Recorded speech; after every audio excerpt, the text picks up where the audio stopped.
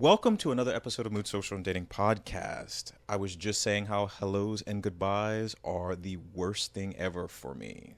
But hello, I'm back, and I want to ask all of you to subscribe to the channel, like, follow, comment, all these little things that all of us podcasters ask of you to do. It's like we got to make you jump through all these hoops so that we can get our message out. And my message, of course, is to build this community, give you as much information about the app, and then get people to use the app. Because once again, what is that question we're always asking when we're on the app? What are you looking for? We're always doing that when you quote unquote match with somebody, because your intentions may not be the same as the other person's intentions. And when we know what their intentions are right off the bat, that is when we can open up dialogue much easier, wouldn't you think? I'll get away from all of that, and I'd like to introduce you to a longtime friend. Hi, I'm Saint Lafitte, and you're probably wondering why Saint Lafitte. Yes, I've wondered that. So it actually, I don't know if I told you, but I got excommunicated from my church. Wait, what? The Church of Jesus Christ of Latter-day Saints. Actually got excommunicated. That wasn't from a discussion we had a long time ago, was it? We definitely talked about it in a podcast before. Uh-huh. It was a huge deal because I grew up in the LDS church, and I devoted my life to it. I served a mission. I went to BYU, all these things, and I got excommunicated. Did we create that? Or was it No, just something that was boiling? It happened, like after I came out. Oh, but I thought they were being more accepting, because didn't we talk about that? We did talk about it. Like, that's the crazy part. I think it has something to do with like politics, Oh, honestly. child. Here And we I don't go. want to get into politics, but No. they basically they brought me in for they call it membership council. Had a couple meetings. I told them about my life in the church, and they voted on it. Three people voted on it, and it was 2 against 1. So, see, and I know on that episode you said some people watched it, some people appreciated it, some people supported you. So I guess there was no support from them. No. And was this like I don't know. I don't know anything about Mormon Church. I remember just a few little bit, but are they like priests and all that other stuff, like that hierarchy of all that, like the cardinals and all that stuff? They do. Was it something that went beyond your local chapter or something like that? So they have like different divisions of the church that are like what they call stakes. Uh-huh. And my stake president actually decided that I should go to these membership councils. And he gave me alternatives to like basically stop being gay. What? Otherwise, I'm going to get excommunicated from church. Oh, child. We ain't got time for that. Oh, Lord. But it's like I honestly felt like my relationship with God is one of the most important things in my life.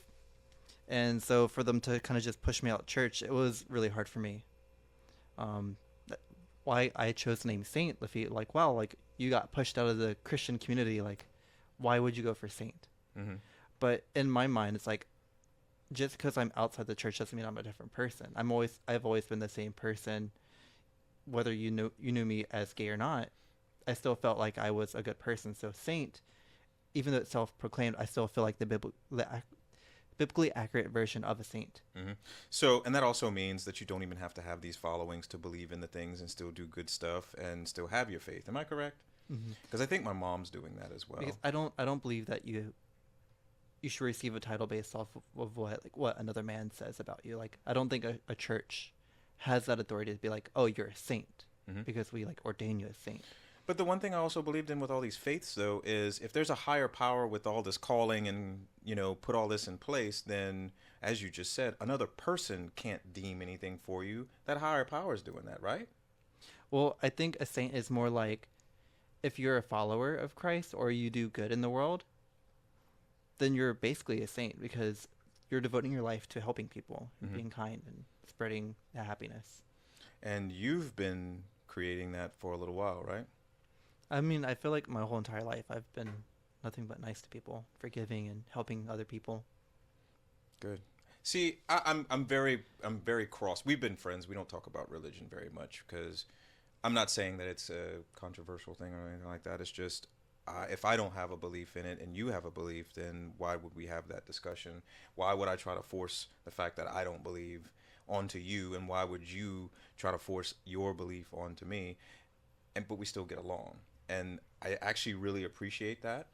I can still have that discussion. A lot of people can't, but I do appreciate the fact that it's not a pressured force thing, and I respect you for having those beliefs and doing the good things that you believe in that are involved within that. I, you're not losing anything by losing an organization that is tax deductible and basically milking the system so they don't pay anything. And That's they're what I really believe those yeah, organizations are about. and they're funding government parties. So like, Yes, I don't want lobbying, to talk about lobbying. that. I mean, like, I just want to say like, Yeah. why do they support that? The only thing that confuses me about all of them, and it literally, it's like everybody beats this dead horse. It's like, why so much how you say that? Hypocriticism or whatever that Hypocrisy. is. Hypocrisy. Why is there so Hypocrisy. much hypocrisy in it?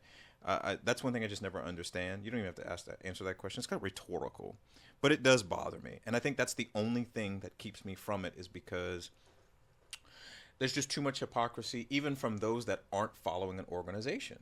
It's the actions that they, it's the actions they make towards others that don't believe Hmm.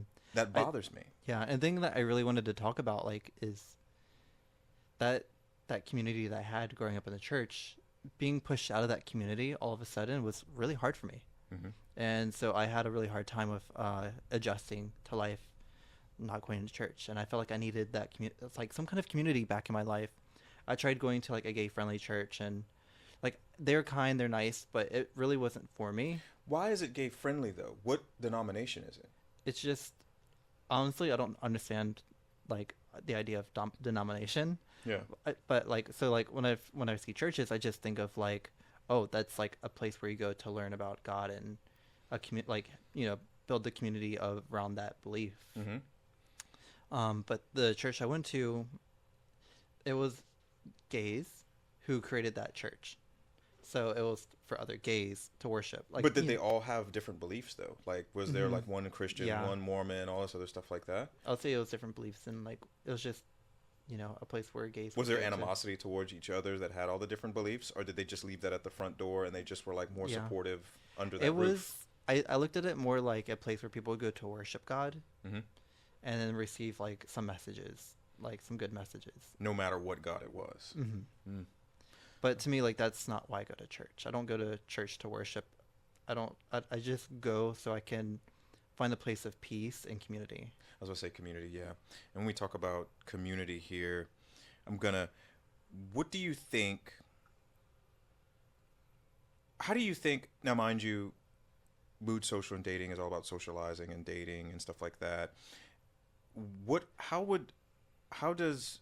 How would you think Mormonism actually would approach something like that, like a dating app, or dating in general?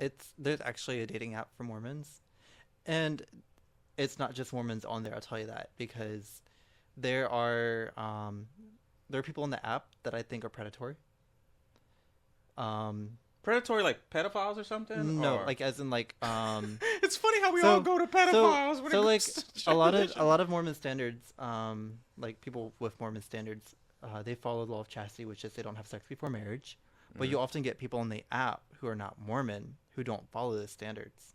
They're just trying to see what they can get away with. Hmm. Okay. Like they're not familiar with the standards. They see it's a dating app. They're trying it out. They see like, oh, like these people are like pretty well put together. Hmm. I'm gonna try to date them. There's different scenarios, but like I just think that it's not a really good app. Would you? So, have you used that before? Have you been Um, on one of them before? I've seen my friends using it. I wouldn't get on it though. Oh, okay. Okay. And we'll talk about. Well, and it's for straight because it's a Mormon dating app, so it's really for I straight don't people. believe that. I don't believe that because there's always going to be every the fluidity of sexuality goes on all of the apps, no matter what.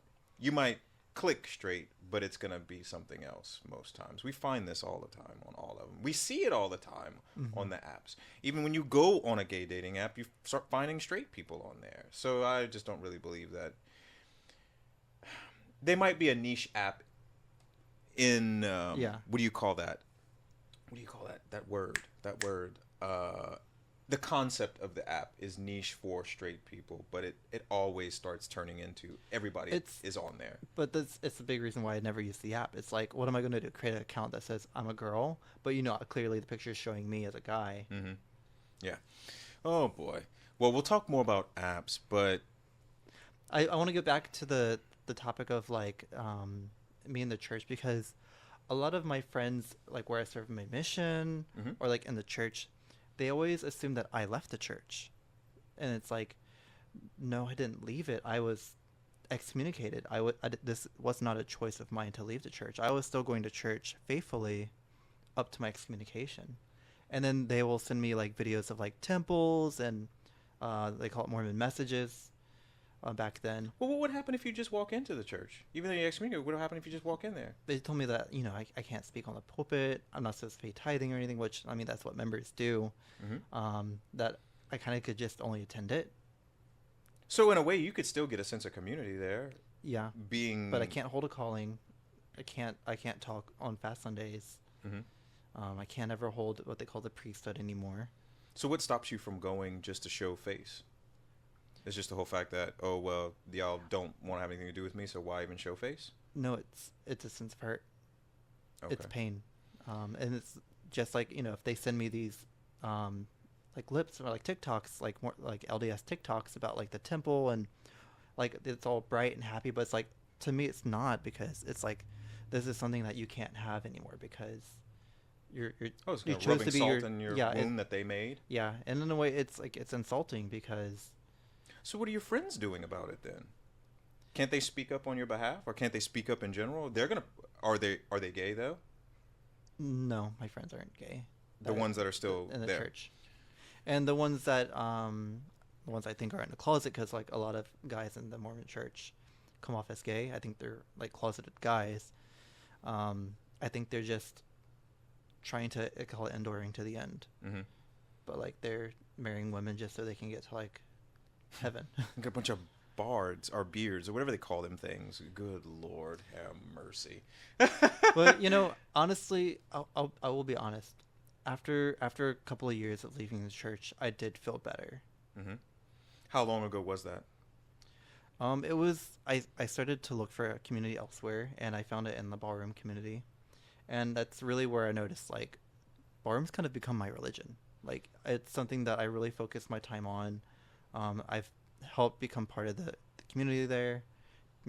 It's like I go to a ball in the Gulf Coast, and people will come up to you and they'll be like, "Oh, like, how you doing?" Because like I know them, Yeah. you know. Well, so okay. Last time I saw you, which was a year ago, you were still part of the church, though. Did this happen before that? Or I mean, like the last time I saw you? That's what I'm trying to figure. I'm trying to put two and two together, because I remember I started seeing the ballroom stuff, but I didn't know The what had brought ballroom that about. came after the excommunication. Okay. And you know how technical I am about stuff. I'm just trying to figure out when that crap happened. Because, I don't pay attention to social media as much as everybody else does, but I'd start seeing it here and there. But I knew that was important for you because, once again, we talked about it, and I think that was 2 or 3 years ago. So maybe I shouldn't stick on it too much, y'all.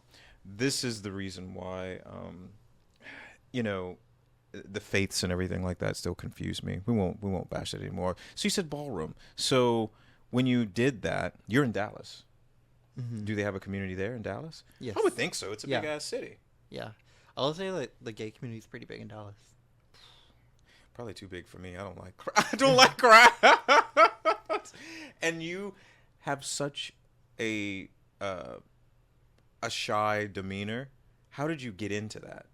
Was it just inviting? Did somebody tell you come, or did you say just I need something new?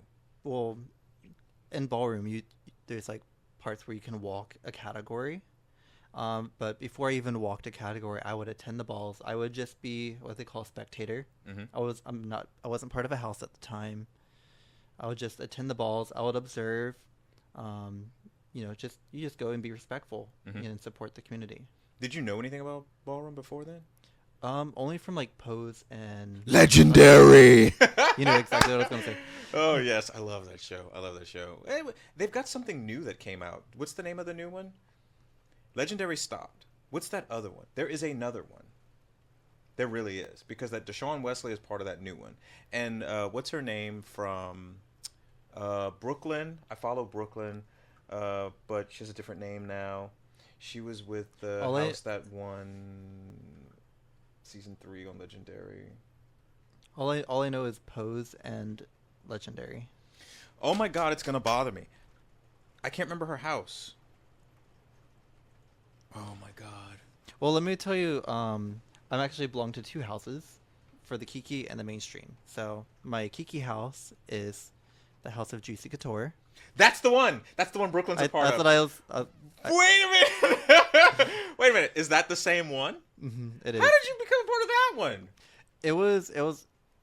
I was not in the Kiki house for over a year when I was in ballroom. Uh huh. Almost 2 years. I was But not that's in the the new Kiki. age one, though, right? No, Kiki's for like the younger generation. That's what I'm saying. New. I consider it new age because it's younger, it's more youthful, and that's where the Hmm. new ideas come from.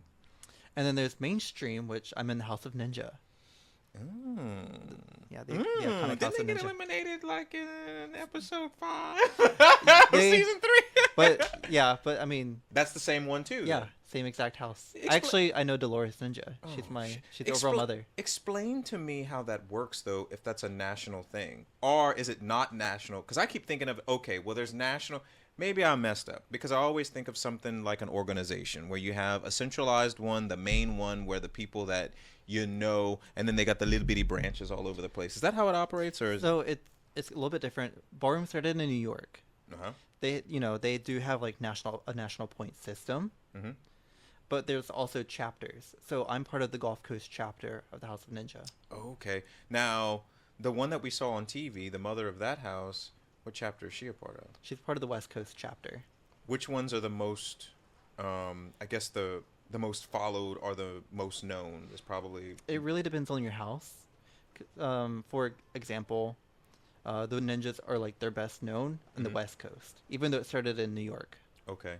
Okay.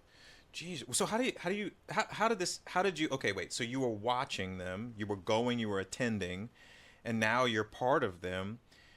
When you watch them, how does that transition happen? I was actually, I debuted in the House of Ninja for Lundy Girl, and I wasn't planning on joining a house at the time. My friends and colleagues were in the House of Ninja. Corey, I don't understand. You're shy. Yeah, You're shy. it's actually Saimi. Uh-huh. So for you who don't know, Saimi's one of our friends.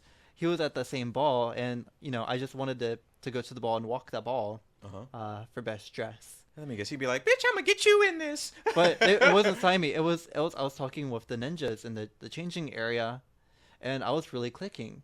I really could see myself with this house, and it was the Gulf Coast ninjas. And so whenever I was walking, they started doing the ninja chant Mm-hmm. because they really saw it for me, and like they could tell it was gonna be tens because the look was over. It's 1800s look. I had it down. I was in cosplay before. I knew how to make an outfit. Do you even have a picture of this outfit? It's on social media. Oh So God, I gotta. I can run it to you. Yes, I need. I want to put it on the screen. But yeah, so that was when I debuted in New Orleans. Oh my God. See, that's the last thing I would expect because that's got to pull a personality out of you that nobody knew as well. Unless you're doing some kind of silent shy persona. What is this persona that's being projected? Honestly, I'm only in ballroom because I wanted a community, and I just want an opportunity to show what I can do creative. Fashion, right? Well, not just fashion, but like all sorts of art. And like I've really been trying to focus on myself and my art this year, Mm-hmm. and that led me to creating an EP. Oh boy. Oh boy. Oh boy. What is okay? All right. So you're jumping. You're going. You're doing all these things that I wouldn't expect you to do. Because once again, I saw Corey as the soft-spoken guy. That you know, it would take a lot.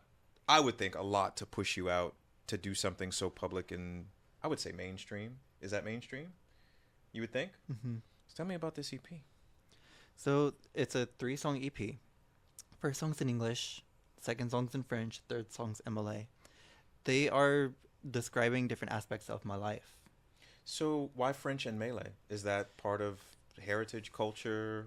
So French is very much a heritage thing, Okay. with my last name being Lafitte.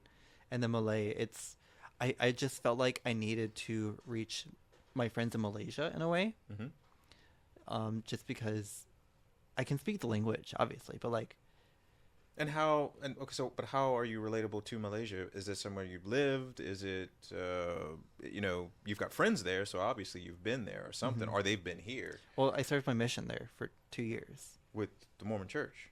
Oh, okay, okay. Well, okay, these friends you're still in contact with, right? Hmm. Do they know your status with the Mormon Church? Hmm. Well, they're the ones sending me the videos of like, uh, it's just like faith building videos, Mm-hmm. as if I've lost my faith, and it's like, no, I didn't lose my faith. I was pushed out of the church. Okay.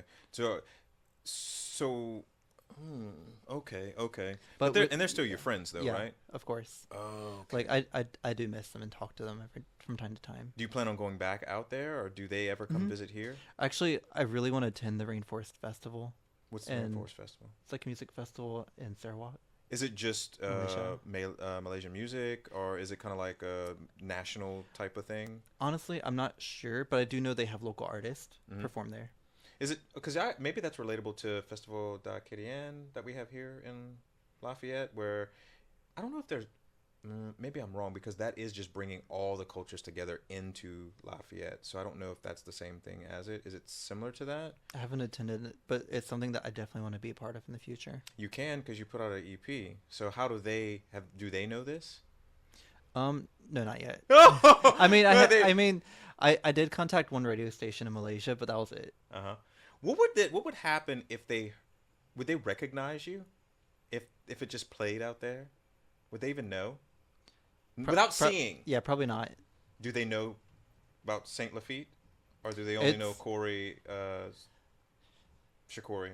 Yeah, that's it. That's all. So Shakur. they don't know Saint Lafitte. Yeah, just Oh. Shakur. So, and I did that on purpose because I mean, with being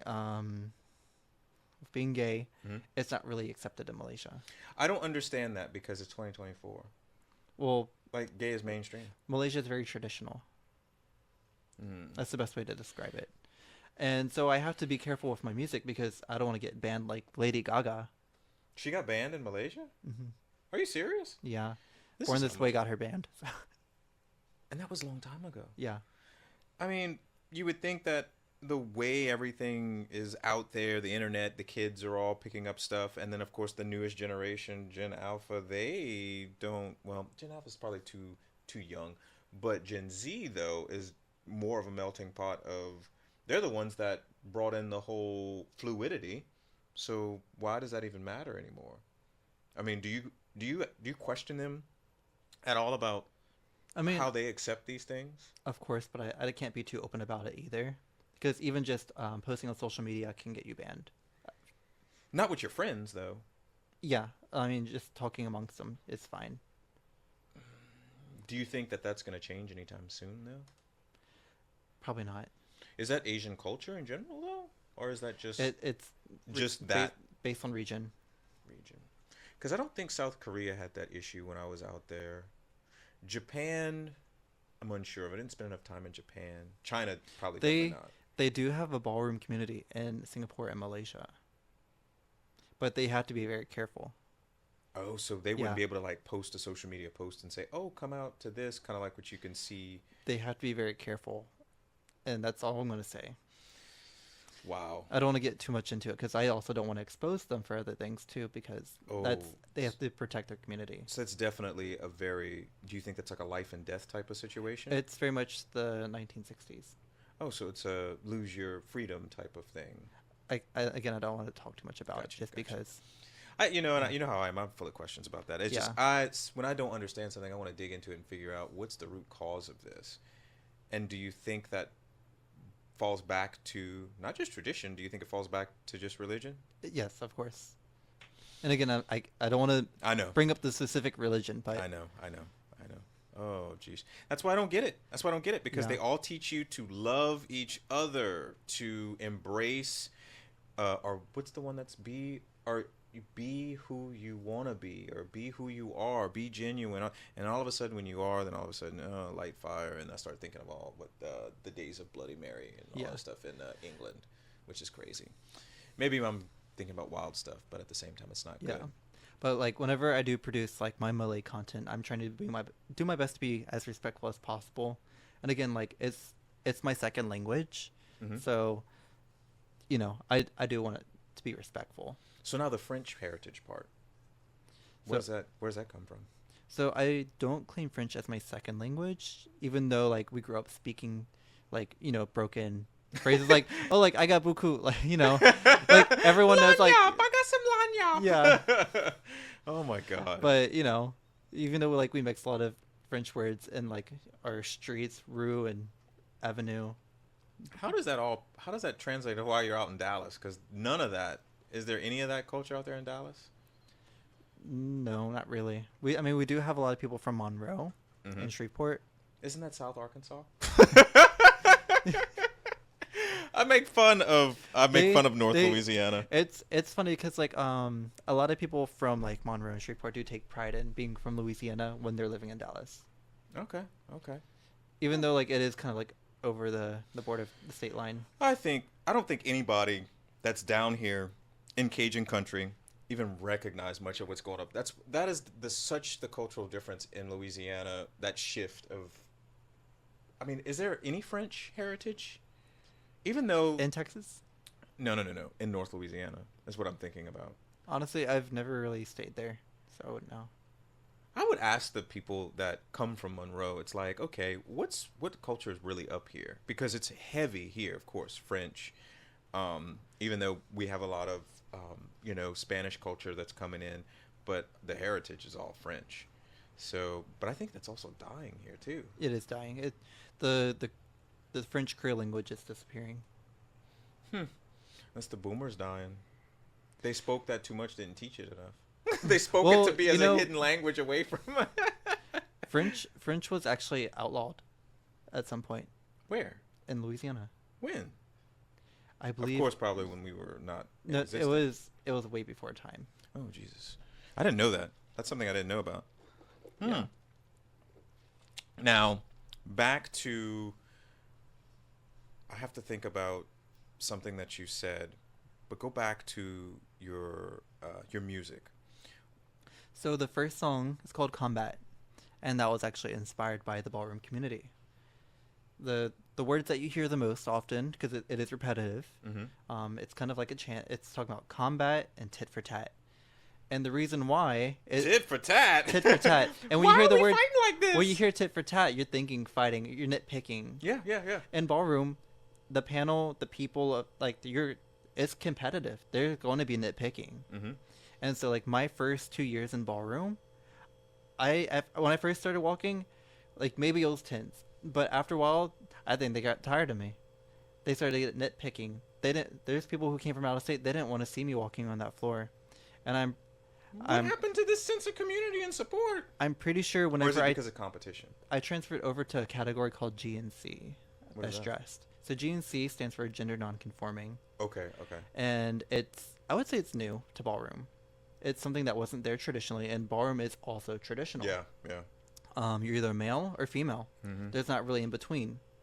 Yeah, because wasn't there a big issue with trans Mhm. in ballroom as well, where that wasn't accepted, and then there was a period where it actually Well, started getting accepted? It's a little bit different.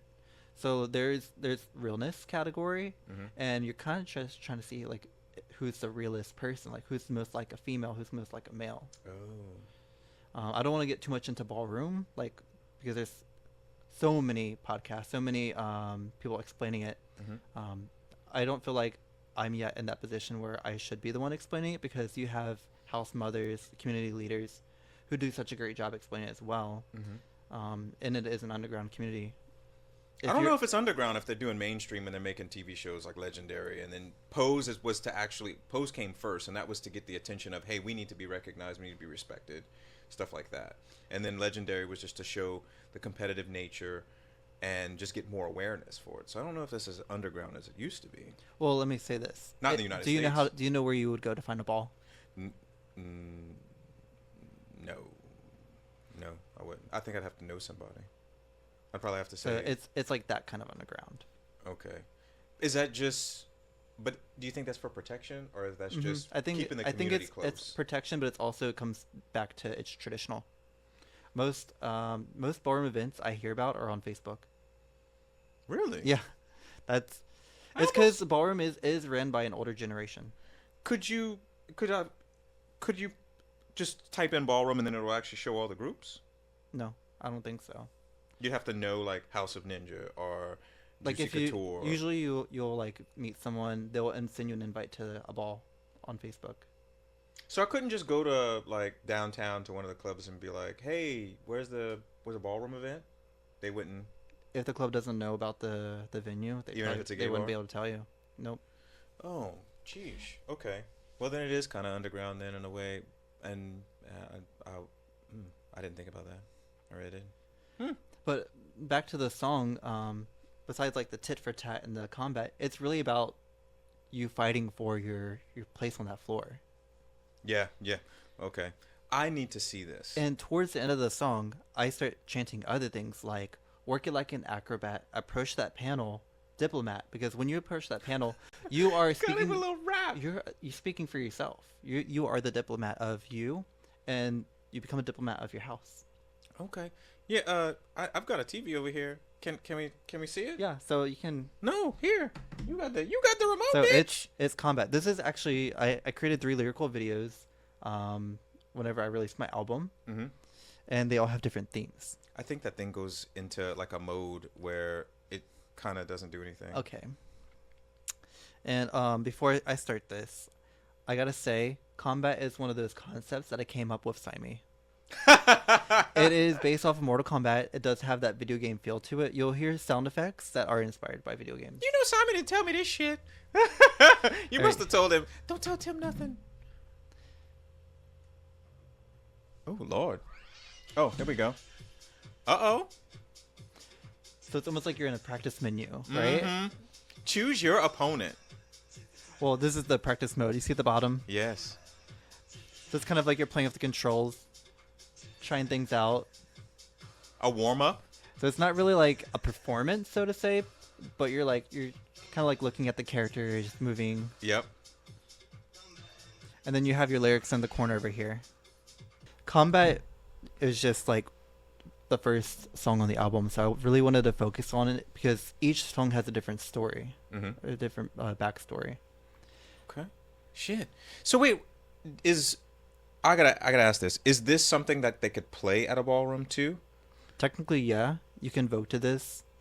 I wanted it to be more of like a chill background, like you could hear it in like the background of a video game kind of thing. Oh, okay. Yeah. Because I'm just thinking to myself, if you're performing, would they make a category? Because I know a little bit about like these little categories and stuff like that. Could they make a tit for tat category? Well, the song is based off of a category called Old Way. Oh. And Old Way Vogue, it's different from the Vogues that we have today. Mm-hmm. It's actually not as popular now. Okay, and does your house so wait, you're in 2 houses. I got to get back to this too. So how can you be in 2 houses? I don't understand. So 2 houses for 2 different communities. And I'm sorry, y'all. My brain just jumps all over the place, and you just have to follow. There's the ballroom community, but the ballroom community has 2 different layers. There's the mainstream, and then there's the kiki scene. Okay.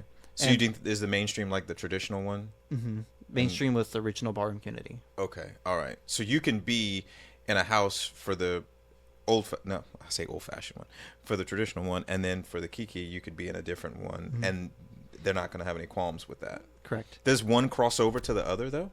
No. So if, let's say I'm in the house of Juicy Couture, I can never walk as a Juicy Couture at a mainstream event unless it's a mainstream versus kiki event. Would they ever feature like a kiki event at a traditional? It just wouldn't work that way. Really? Yeah, it's like it's Wouldn't you think that two would be different scenes. embracing a new scene? Or if you're building community, it could be like, I support this community. Because if the event identifies as a mainstream scene, Hmm. you're gonna be walking your mainstream house. If it identifies as a Kiki event, you're gonna be walking your Kiki house. How did Kiki get born? Do you know that? Do you know by chance how that happened? I don't know that history. Hmm. Again, like I don't want to talk too much about ballroom just because like I don't know everything about Yeah, yeah, ballroom. yeah. Well, But you know how I was am. in it for 2 years. I'm I'm picking still a for baby. information. I'm so technical about it. I want to know like how this is all. I'm just like, I'm gonna have to phone my ballroom mother.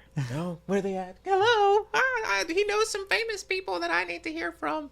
No, okay, shit. Now back to EP. You've got 4 things I saw on there. Tit for Tat's one of them. Let's go to another one, because that one, that's got its own style. Does each one have a different style to it, or are they all kind of following the same thing? Each lyric video is gonna look different. Okay. And my mother's favorite one is the third one. I'll tell you. I can't wait to tell you about that one because yeah, Okay, I don't we'll know. go. I don't know how to go back on this remote. Man, look, Shaq. Back. I was looking for the arrow that does Oh my the God! U. It goes to show the generation gaps here. Oh my God! All right, go. What is this button? Oh no! Don't even talk about no power button. I don't know what the power button is. The power means that I'm stronger than you. No, bitch. So before I get into this song, because it is French, you're gonna be wondering what they're saying. Mhm. There is no English translation available for it. I mean, I didn't type one up. Why? Just because it's. I Do you felt just think it's- that it portrays?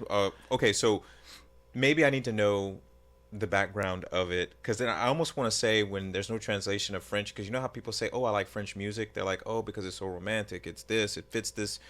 It fits a narrative that It's symbolic in needs to French. not." Okay. Yeah, and that's the best way I could put it.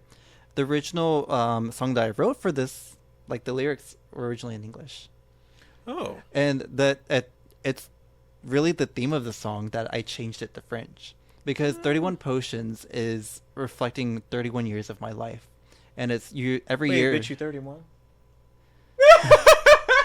I am 31. I didn't think you were 31. Why am I still remembering Corey be 27, 26? Wait, when did we first speak? What was that? It was before 20 the pandemic. like 2019 or 2018. I think it was 2018. I think it was way before that year where it started going downhill. And I'm trying to. It's 2024. We've known each other since 2018. I'm trying to remember. How did we meet? It was through an app. It was literally another app, whether it be Tinder or Pokemon Go. Like we met through an app. Well, we started playing Pokemon Go more Yeah. because we connected more off of Pokemon Go. But I believe it was like Tinder that we Yeah. ended up talking. Oh my God. And then I was like, I had a flight in town. You're like, hey, you want to go play Pokemon Go and go to dinner? I was like, sure, why not? Do you still play Pokemon Go? I don't. I don't either. I actually gave my account away to a friend in Malaysia. I didn't even give the accounts away. The problem was, is I was so upset that when the pandemic happened and they told us to stay inside, no more socializing, it was the fact that the spoofers were keeping the game alive. We were paying money into it. Okay, I understand. Oh, we're breaking the rules of the game. No spoofing. But if we're spending $100 a week on the game, we're the only ones doing it. Don't banned. Oh no, y'all not banning me. Just Delete. Yeah, no, I didn't delete right away. I just was like, I'm not playing the game no more. Yeah. And I started playing this game, Pokemon Unite, instead. You ever played that one? I have friends that play it, but I don't. Oh, so I switched. I was just playing that, but I don't play any of the Pokemon games anymore. And I guess it's just because I'm so busy with all this other stuff. But yeah, Pokemon. I kind of do miss that though. I kind of miss getting together with people and playing that game. Do you miss it at all? A You're little like- bit. I played it with my best friend. We would go to raids and, travel around. It was nice. It's changed a lot. I had a friend, she's 60-something years old, and she's still playing it religiously. I think I really enjoyed it the most when I was working as a flight attendant and I was traveling around because And you I used it like a passport chop, Yeah. like oh, here's me in Mexico, here's me in Corpus Christi, Texas, or and you're me in New catching York. all those exclusives Yeah. that are to those areas. And then you could end up trading them with people and all this other stuff. Oh, man. Yeah, the game was good, but I don't know why Niantic is such a stickler for it. But you know what they did? The number one spoofer that was there, they hired him. I'm like, really? And then they monetized some of the things that were put in there, like um, being able to sit at your house and attend a raid and stuff like that. Because I think it started with like if you had a Pokemon in that gym, you didn't have to be at that gym anymore to be a part of any raid that was there. I think I'm right, but I just know that now like you can. There's things you don't have to be in that location to do, and that's just because they hired that guy. That stuff Mm-hmm. made me mad. Ugh. What did you think though of um, to go on the topic of the apps? We're gonna go back to your music, but I want to. What do you feel is most beneficial out of because Tinder is considered a dating app. Mm-hmm. So I mean, do you? What were you hoping to get out of a dating app like that? Hmm. Well, I think I was really just looking for like a boyfriend at the time. Hmm. And were there now when you were doing that? Were there instances where you'd end up finding other things? To be honest with you, you did. You found friendship with me, Yeah. and we weren't looking for anything, boyfriend. Well, not from each other. Yeah. We clicked on another level where we had things in common. So I mean, when you get on these apps, when you have that intention, do you? Well, it's not that you think. It's just, do you realize that all of these other ways of connecting with people can happen, especially if it's a find a long term relationship type app. I think that's what Tinder is.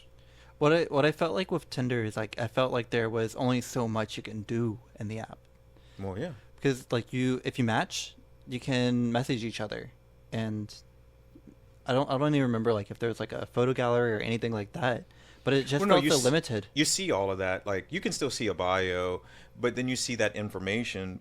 But when you match, do you think you truly matched though? Is is my problem with them? Oh, I feel like a lot of people like everyone is fabricated on apps. Like especially with like Tinder, like they'll pick the best picture. Well, most times if Hmm. I have seen guys that are just like, okay, well, what was he thinking? Hmm. Yeah. At the same time, it's just like, this obviously photoshopped or filtered. But what I mean, Bo, is whenever you do match with somebody, do you know how to approach them? Even though they might say all this in their bio, do you think that there's this clear way of approaching them when you don't know much about them? I actually feel like there's like you kind of get like a couple chances with some people, and Hmm. if you mess it up, you blew it. Yeah. And then what happens? Block. Blocked, yeah, it's blocked. Does that happen in real life? Not really, no. Because if you I think mean, you about can stop talking to people, but yeah, it's it's like when you go to the bar, and I say this all the time. When you go to the bar, the same people are at the bar. And you've probably rejected them numerous times. And then eventually what happens? There's that click over there, there's that click over there, but you still got to see that person. There's no blocking. You don't just dispose of people. You can't just murder them and get rid of them.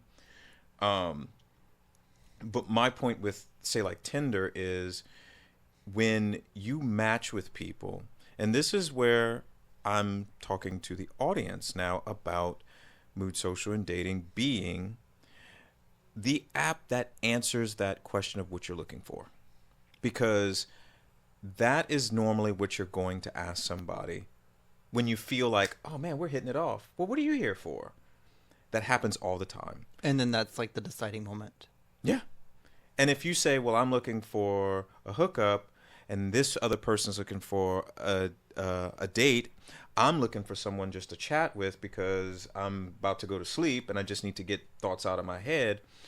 After we all say that, what happens? Everything just drops off. Mm-hmm. And then you start feeling like you wasted a bunch of time. And you start feeling bad. How many times you got off the app and you felt stressed or how do you let me not I've also like I remember like scrolling through profiles and just feeling like after a couple of hours I wasted like a lot of time. I could have just either went to sleep or done something productive. Yeah. And it's much different than when you go out in person and you try to socialize and it doesn't work out, but you don't feel that exhausted. You're like, well, at least I went out. I saw Mm-hmm. some new people and blah, blah, blah. I just I just hope that what I've created, mood social and dating, is actually going to solve that problem. I really do, you know, because with Tinder, I think we still probably we'd still be friends and everything like that if we would have met off of there, but we would have definitely known. It wouldn't have been so, oh my God, I hope what I'm saying to him doesn't make him go block. And I think that's a big stressor on all of the apps. It's like, what's the first words I'm going to say to avoid being blocked? Because it's like rejection in the worst way. Because then you have no other chance to say anything. Unlike when you go out and you see that person again, you'd be like, oh, you could go, hey, I'm sorry about last week. I don't know if I said anything wrong, but, hey, look, we might not look for the same thing, but no hard feelings. And then y'all can move on and you feel a little bit better. That's the one thing I don't like is them blocking. Honestly, like, I think the best way to find someone, like, if you are looking for a romantic relationship, is just become friends first. Yes. That's the safest thing to do. Well, I think that's the hierarchy of getting to that, is because if you don't know the basics about that person and know if you can actually have an interaction with them or even stand to be in the same room with them for a while, but you gotta do it. You gotta be in the same room with them. You gotta go do things together. You gotta play some games or whatever y'all have in common. And then you can go, oh, you know what? I like that person. Mm-hmm. And then you want to be better friends. And then you never know what chemistry dictates after that. I think that's the natural thing. I could never do the whole pressured, oh my God, I'm horny, let's go. No. I don't know if that's how you are. I mean, have you ever done that before? Of course, like, I'm not disclosing that. I've tried, and it doesn't work. I feel like the worst person in the world, while the other person is on cloud 9 because they've done everything they wanted to do. And I'm just like, I feel like a piece of shit. And now that person's going to leave. And now I even feel like a worse piece of shit because they never want to talk again because they just got what they want and they're gone. They have a different mindset. Mm-hmm. And, we've got all of this conflict going on these apps when it's just leaving you in that sea of ambiguity is kind of what I call it. Does that make sense? A sea of ambiguity? Because I've used that in my pitch decks. And I'm just wondering if it makes sense. Oh my God. But I had to ask you about that. I want to do something before we go to, I want to try it. I want to see how it works. We're dividing this up. I hope you don't think mind. I'm trying to get away from it. This next song actually goes really well into like, or do you want to talk about it before I go into what I'm about to probably do? No, I don't want you to lose your mindset because I can always go back to this. Oh, okay. All right. Good. So you see this right here? Remember we were folding some little papers? You want to dig in there? Now look, this is the thing. I'm trying this. And yes, everybody, I've never done it before. This is a new studio and I'm trying to have all kinds of stuff. I don't think there's anything wrong with our conversation, but I kind of want to throw something in there. I kind of want to see how this works. This is share a story or your thoughts. You want me to look at it? Not yet. Okay. So what do you think we should do with it? Should it be share a story, and if you don't have a story for it, you go pick something until you get a story, or put what comes to mind when you look at it? I think it's like first thought. It doesn't have to be like, because I was looking at some of these earlier, and well, like, okay, well you need to. I was kind of like, there's some of them where I was like, okay, well, what do you want me to talk about with that topic? Mm-hmm. I think, or like, I want you to explain like what is it? What did this mean for you? Why did you write this down? So maybe it's just the first thing that comes to mind, because for me, I'm a storyteller. Yeah. So it's like me, I'm either gonna have a story about it, or I'm gonna go, what the fuck is this shit? And I'm gonna go, what do you think this is? That's what I would do with it. Okay, because that's what I was thinking. It's like we just pick it up and kind of riff. Yeah. What do you think? What do you think of it? If you got a story, share a story. Or if you just want to riff off of it, riff off of it. If you hate it, tell me you hate it and why. I don't know. Just whatever comes to mind. Come on, let's go. Unravel it. Memory lane romance. Oh. First, I'd have to interpret that. I don't know what that. So, you know what? My next song, memory lane romance. Really? It's probably gonna be a memory lane romance, because like there's something romantic about me going back home to New Orleans. It's like if you've ever fallen in love with someone, mm-hmm. and you had to leave them for some reason, and then you've gone back, and it was on good terms, you're probably gonna fall in love again. That's how it is for me when I go to New Orleans. I just like falling in love over and over again. Really? I wake up one morning there and I go to the cafe and I'm like, I love this. I miss this place. Like this. It's a memory lane. It's literally, so then you bigger just have TV. But wait, you had this recently then? Well, I don't know. You didn't say that, but you went to see Taylor Swift in New Orleans. Mm-hmm. And you were like, I've never felt So I did. I had a feeling that occurred to me there because the Taylor Swift they cleaned the city. They've invested all this money into like making things look nice, and everyone attending the concert were they were sparkling with these outfits of like tinsel and sequins, and there was just all Is of that this the theme? excitement. Is that the theme of all of her concerts, though? Is No, for the secret? I it changes depending on like what her music's about, and people this is called eras tour, so like people are focusing on like different eras of her music, Mm-hmm. but she's ever since she started in her career, she's sparkled. Mm-hmm. But I haven't seen the city of New Orleans sparkle like this since the Saints went to the Super Bowl. And did that make you fall in love with it again? I wouldn't say it's like the concert that made me fall in love with the city. It's every time I visit the city, every time I walk the streets, it's memory lane, and then I just fall in love with it every time. Well, then I'm curious why you want to be in Dallas and not New Orleans. I'm really there for the work opportunity. It's Because I would be. Because if you fall in love with something all the time, wouldn't you want to stay in love? Wouldn't you want to just feel that all the time? Wouldn't you want to just be there and just keep living that every day? Wouldn't that squash out all the little crap that goes on in life if you're there and not be in Dallas? I'm not saying do it. I'm just yeah, wondering. and I will be honest. Like I'm not happy in In Dallas Dallas, being there. I would think the aura because it's big city, big mentality, big competition, big this, big that. I think that's what Texas does all around. But I think with Dallas, you know what I think of Dallas? Don't be offended. I just think of pretentiousness when I think of Dallas. Not Fake phased. face, fake tits, fake ass. You Not know. phased. Huh? Not phased. At Oh, all. really? Well, I mean, I don't claim it as my home. okay, okay. So do you see yourself there in 5 years? No, I don't honestly. Hmm. Would New Orleans be a place you'd be in 5 years? New Orleans, Hawaii, Malaysia, somewhere. Boy, you love Malaysia. I do. I you know it doesn't matter to me like if they feel some way about homosexuality. Hmm.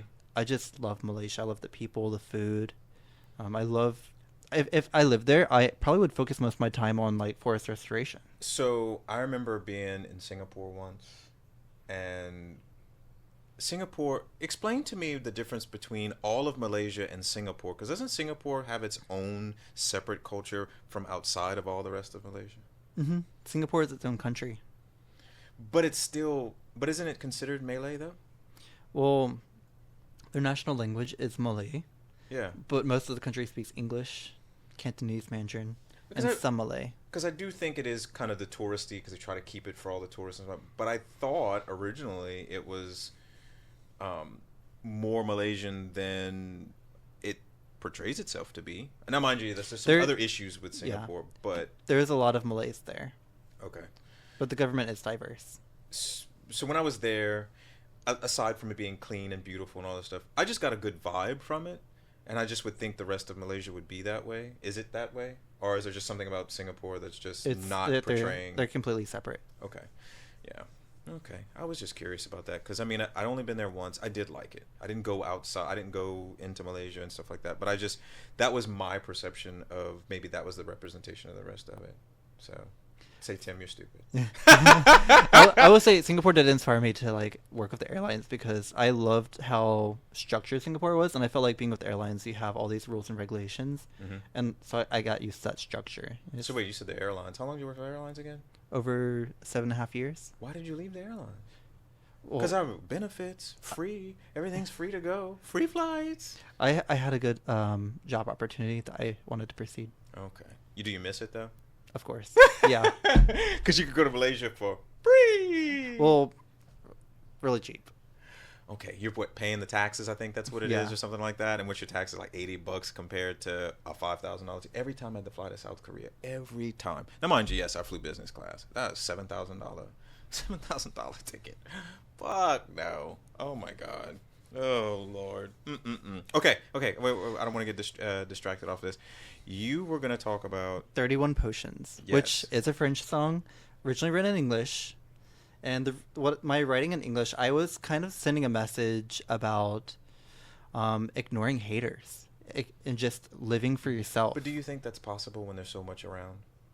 There's always somebody commenting about blah blah blah. Is there a way to overcome that? Well, I will talk about my next song because this is like it goes into the next song in a way. Mm-hmm. But this song's really focusing on reinventing yourself for you. Mm-hmm. And I actually was working on the music video in New Orleans because it is a love. I am obsessed with my hometown. I will say, but New Orleans is such a great analogy for our personal like growth because it gets wrecked of hurricanes. Um, Poor thing. You- It was known as the murder capital of the world. All this other I crazy mean, unless stuff. you identify as a murderer. No, don't. I'm getting nervous. No, I'm not. I don't moonlight as a murderer. But they rebuild the city. They reinvent a lot, but they still keep the heritage. You can't ever get rid of your What heritage. would happen if you moved there and they bulldozed all of that history and turned into a modern what is that? A modern Manhattan or something like that? Thank goodness for the laws to protect the historical buildings. But I like in my music video, I recorded like beautiful things around New Orleans, but I also recorded some of like the things that are not so beautiful, like a leaking fire hydrant, cracks in the windows and roads, and Really? yeah. That's in this? And so not in the lyric video, Okay. but in like the music video that I'm making because these. Oh, it's not even made yet. Yeah, I'm working on it. I wanted to work on it later today. Maybe release it tonight. Oh, whoa. Whoa, watch out. What is today? Oh, it's Halloween. Happy Halloween. Oh, we ain't so I'm dressed as me. I'm scary enough just being me.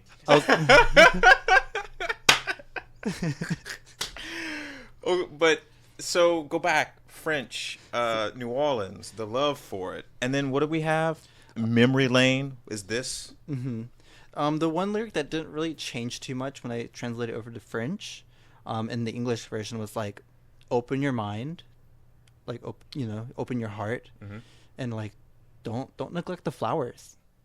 Yeah, you're right. We all walk past them. Some people are stepping on them. But like in order to like become the best version of yourself, you really have to open your mind and open your heart. Yes. Yes. But flowers, not all flowers are good flowers. Some are poisonous, some are beautiful, some why are people eating the flowers? I know what you mean. You prick your finger or something Yeah. like that. Why am I thinking of food? I have no idea. Maybe because I've just been drinking coffee all day. But if you got rid of flowers, like insects will die out, pollination, we'll lose a lot of our food source if you got rid of flowers. So flowers are very important. You want to play it?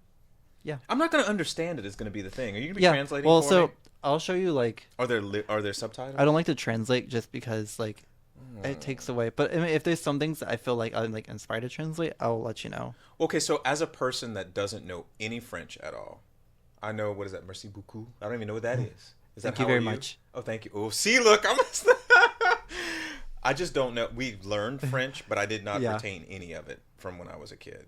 And so, to people that don't know any French, what do you think? What do you think they should pay attention to? Or what could they pay attention to? How about just play it and then we'll talk about it? Yeah. But I will say like of all the music in the world right now, like people are really focusing on K-pop. But how many people understand Korean? You sure? Oh yeah, K-pop is huge. Since last time I saw you, K-pop has blown up. Really? Oh yeah. This goes to show how far away I am from music altogether. Because I'm listening to nothing but pianos and violins now. I don't even want lyrics in my music anymore for some reason. It's just a phase that I've gotten in. So I didn't realize that it was becoming popular. Are you telling me you could go on mainstream radio and hear K-pop songs? You can go to Walmart and hear it on intercom. I have not heard it at Walmart. Maybe you're not paying attention. Probably not. All right, let's get into it. Oh wait, our intercom system's broke. Come on, let's go. Let's go. No, is this something that they could play in ballroom? It's got a beat. It's kind of like Runway.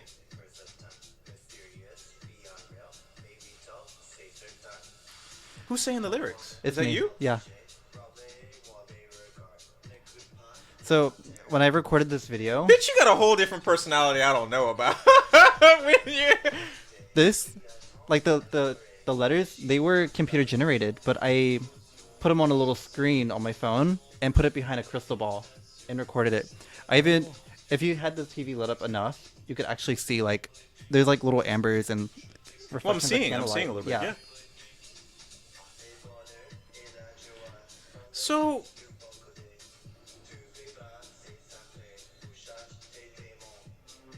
It's like your inner demons.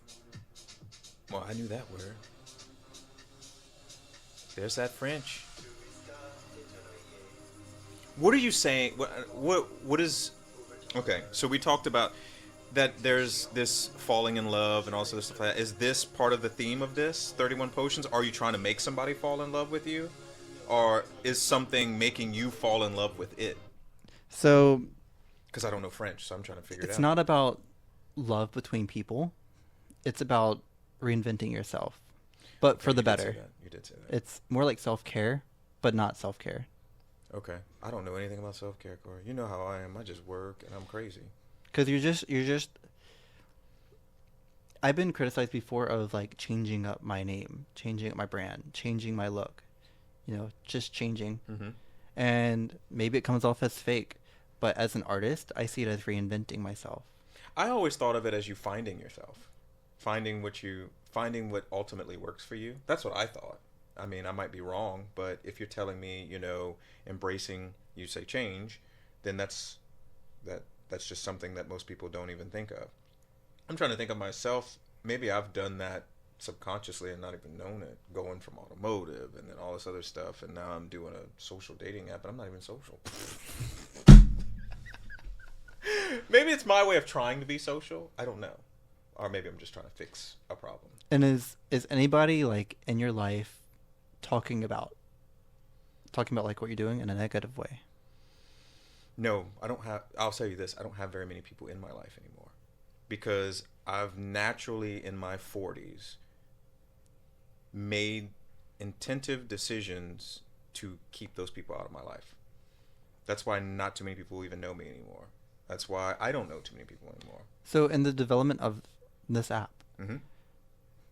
how do you measure or how do you receive critique for the app?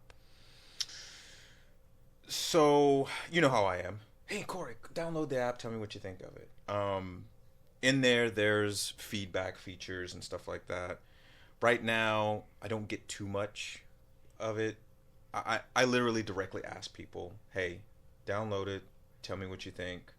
I feel like I'm begging people to give me feedback for it sometimes, and maybe I'm not doing enough of what needs to be done to get attention and stuff like that.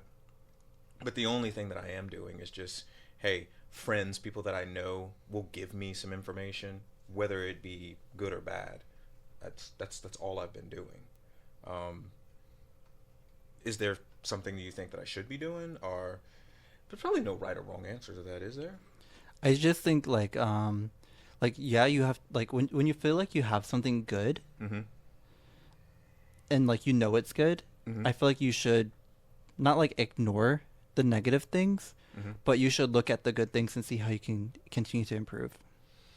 Do so. With that, okay, then I'm gonna ask you, what's one good thing and one bad thing about the app? Have you used it? Have you Mhm. tried it out? Yeah. Yeah, of course. I bugged you by. Yeah.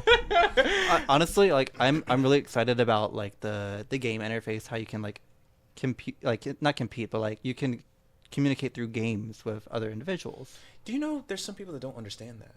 There's some people that go, why would I play a game on a dating app?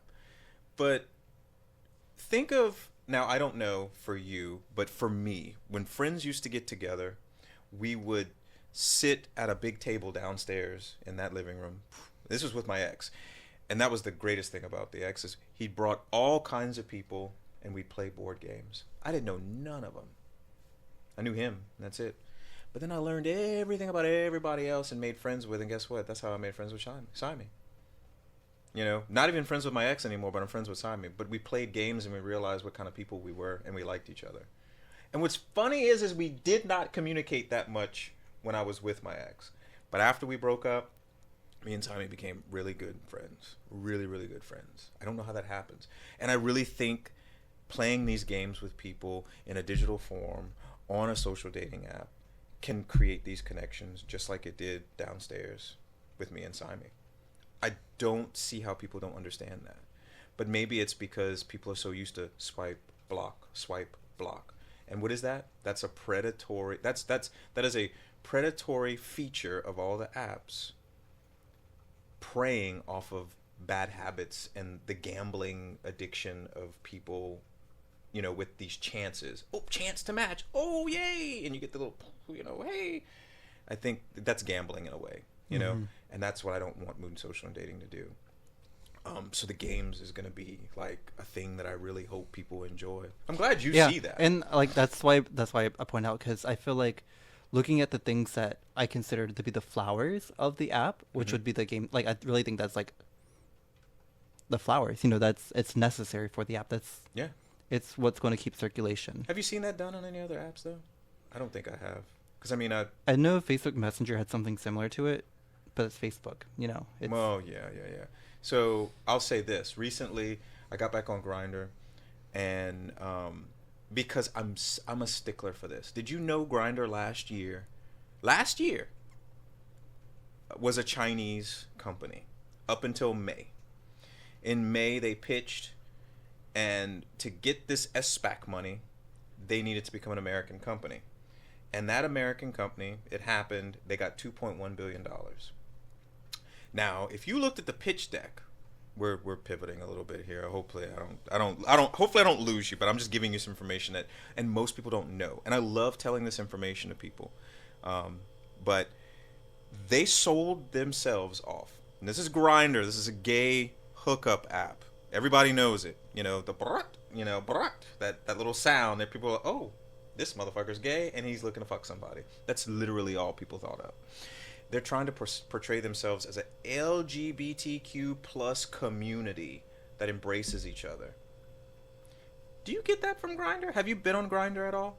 I feel like a lot, like, it's just like going to a gay bar. Like, there's like bars for specific things, but I feel like Grindr's like the Oz of applications. Mhm. Have you been to Oz in New Orleans? Hell yeah, I got a history from Oz it's back like in the 90s. It's man, masculine men seeking masculine men, and Yeah. that's what I would imagine it is.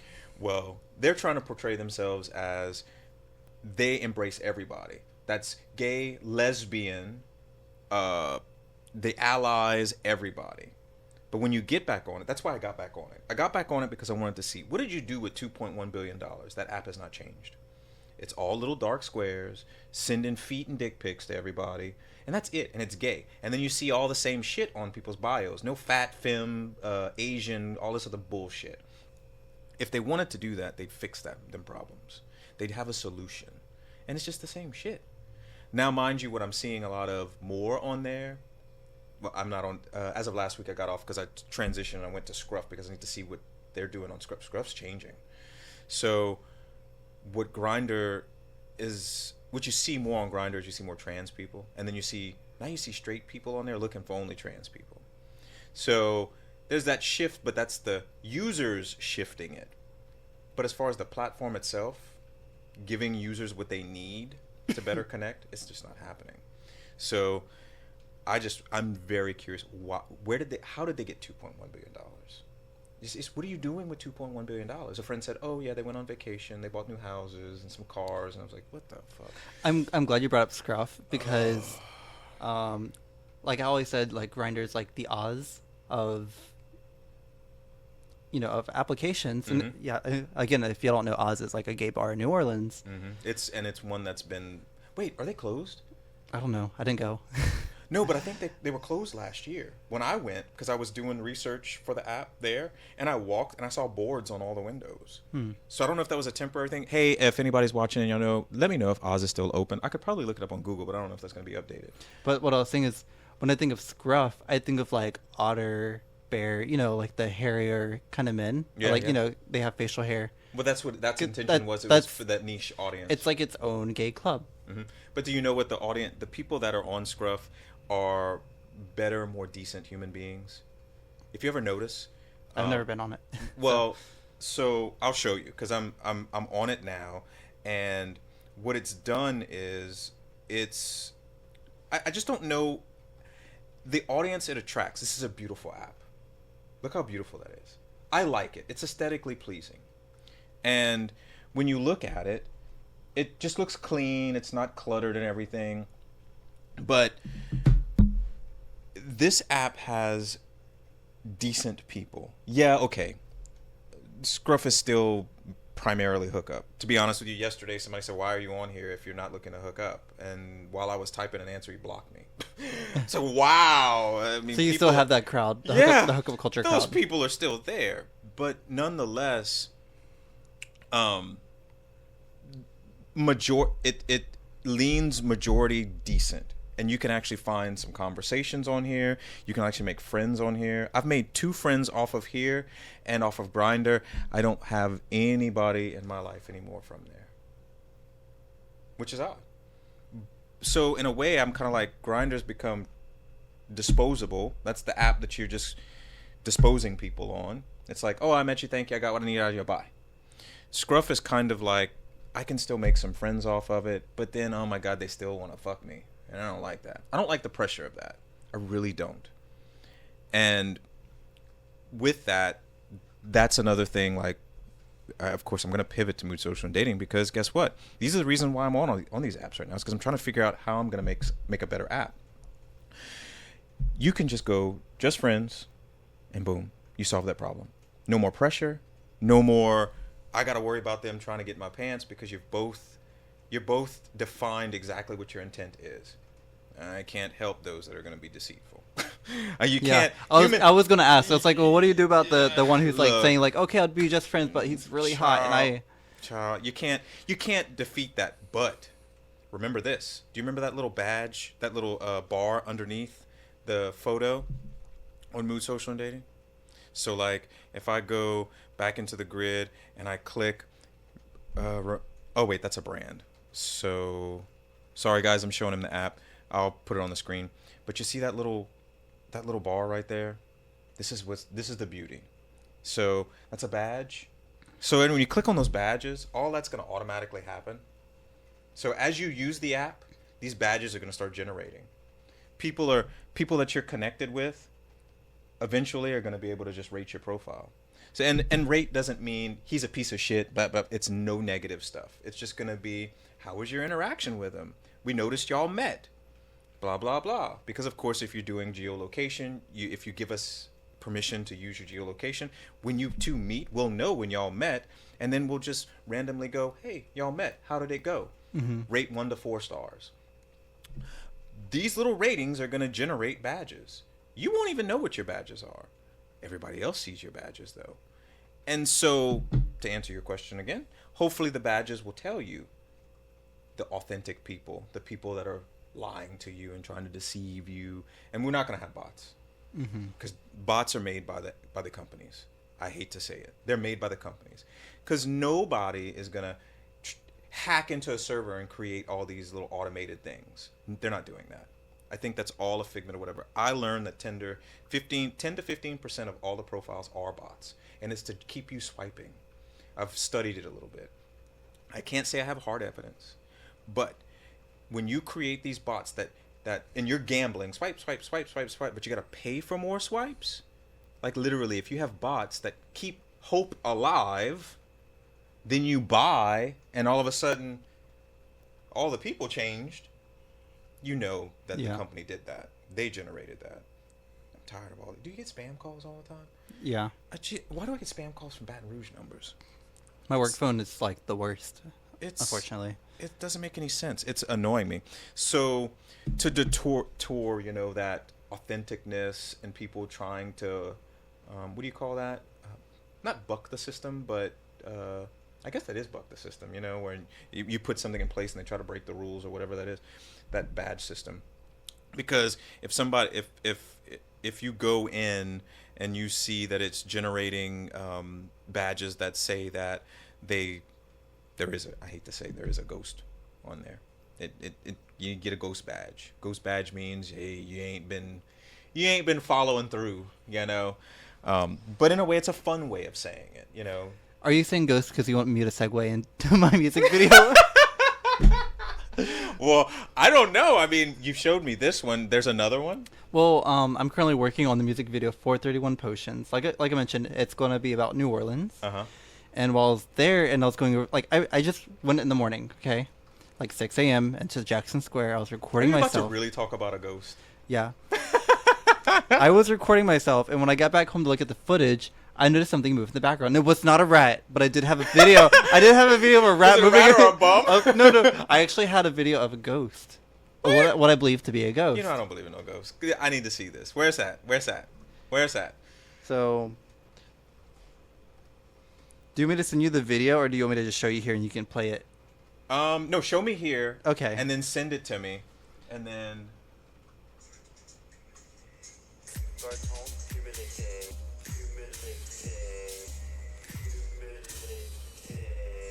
This is in the French Quarter too? Yeah. So where is all the... So okay. let me show you. There's no cars passing. And I'm gonna show you the exact moment that it happens. You see any cars passing? No. There's nobody around there either. There's no. How long has that light been on? That light's been on for. I mean, this is 6 a.m. I don't see no bugs. Because what I'm trying to look for is I'm trying to look for a bug that might have get burnt. It looks like smoke, doesn't it? Yeah, it does. And you can toggle with it. No, I'm watching you do it. Do it. Go back. I'm sorry, y'all, if y'all can't... Well, y'all will be able to see it. We're going to play it slow. It's the way it manifests and dissipates. Okay, so I got a question. It almost looks like electricity. That's what I was going to say. Well, you know how something... Well, you know how whenever flies hit the zappers and you see the little... Psst, but I don't see... Unless the fly hit the light and turned to smoke, you know? But it looks like it kind of like hits the light pole and just... How many times did y'all shoot that there? Or was it just a one This shot? one. So what I did with this video is I have it played full speed, 50%, and then 20%. That's the normal speed? And this is slow. Who noticed this? I did in the editing.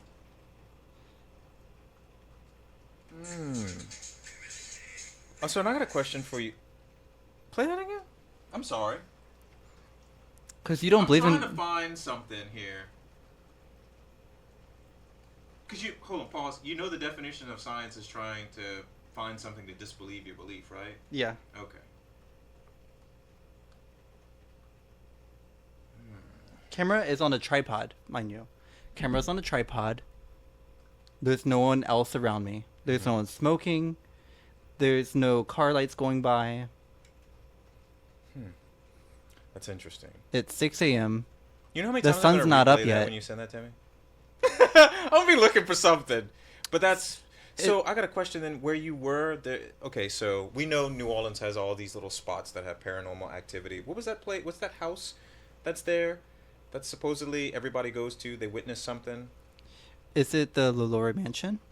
I just don't know. It's somewhere in New Orleans. I don't know if it's the French Quarter. I don't know if it's Bourbon Street. I just know it's somewhere around where people like to go. The tourists go. We could look it up. Hold on. It's all over New Orleans. Well, then that's a big problem then, because let me see. Watch famous. And what a fitting topic for Halloween. Right, and it's raining too. So, man, none of these sound familiar. I just know that there's a place that people like to go to in New Orleans because they know of it having that everybody gets. Oh, you're thinking of the Myrtle's Plantation. Probably so. Which Myrtle's Plantation is technically not in New Orleans. Actually, it's definitely not in New Orleans. Okay. Is that Lafitte's? It's Lafitte's It blacksmith. is. Fun fact, Lafitte's blacksmith shop was never owned by Jean Lafitte. Really? Why did they name it that? I don't know. What the fuck? All this, what you call that? That's not clickbait. What is that? Name something just to get the popularity of it? I don't know. I just know that people go there, they want to stay there, and they get all this paranormal activity. I'm pretty sure you're thinking of the Myrtle's Plantation. Where's that at, though? Jackson Square is where I took the video. Okay, so it did show Jackson Square on here. Was it... Because there's the cathedral so, right there. in that picture, it's to the right. So it's down there? Yeah, it's in front of the Cabildo. What happened there?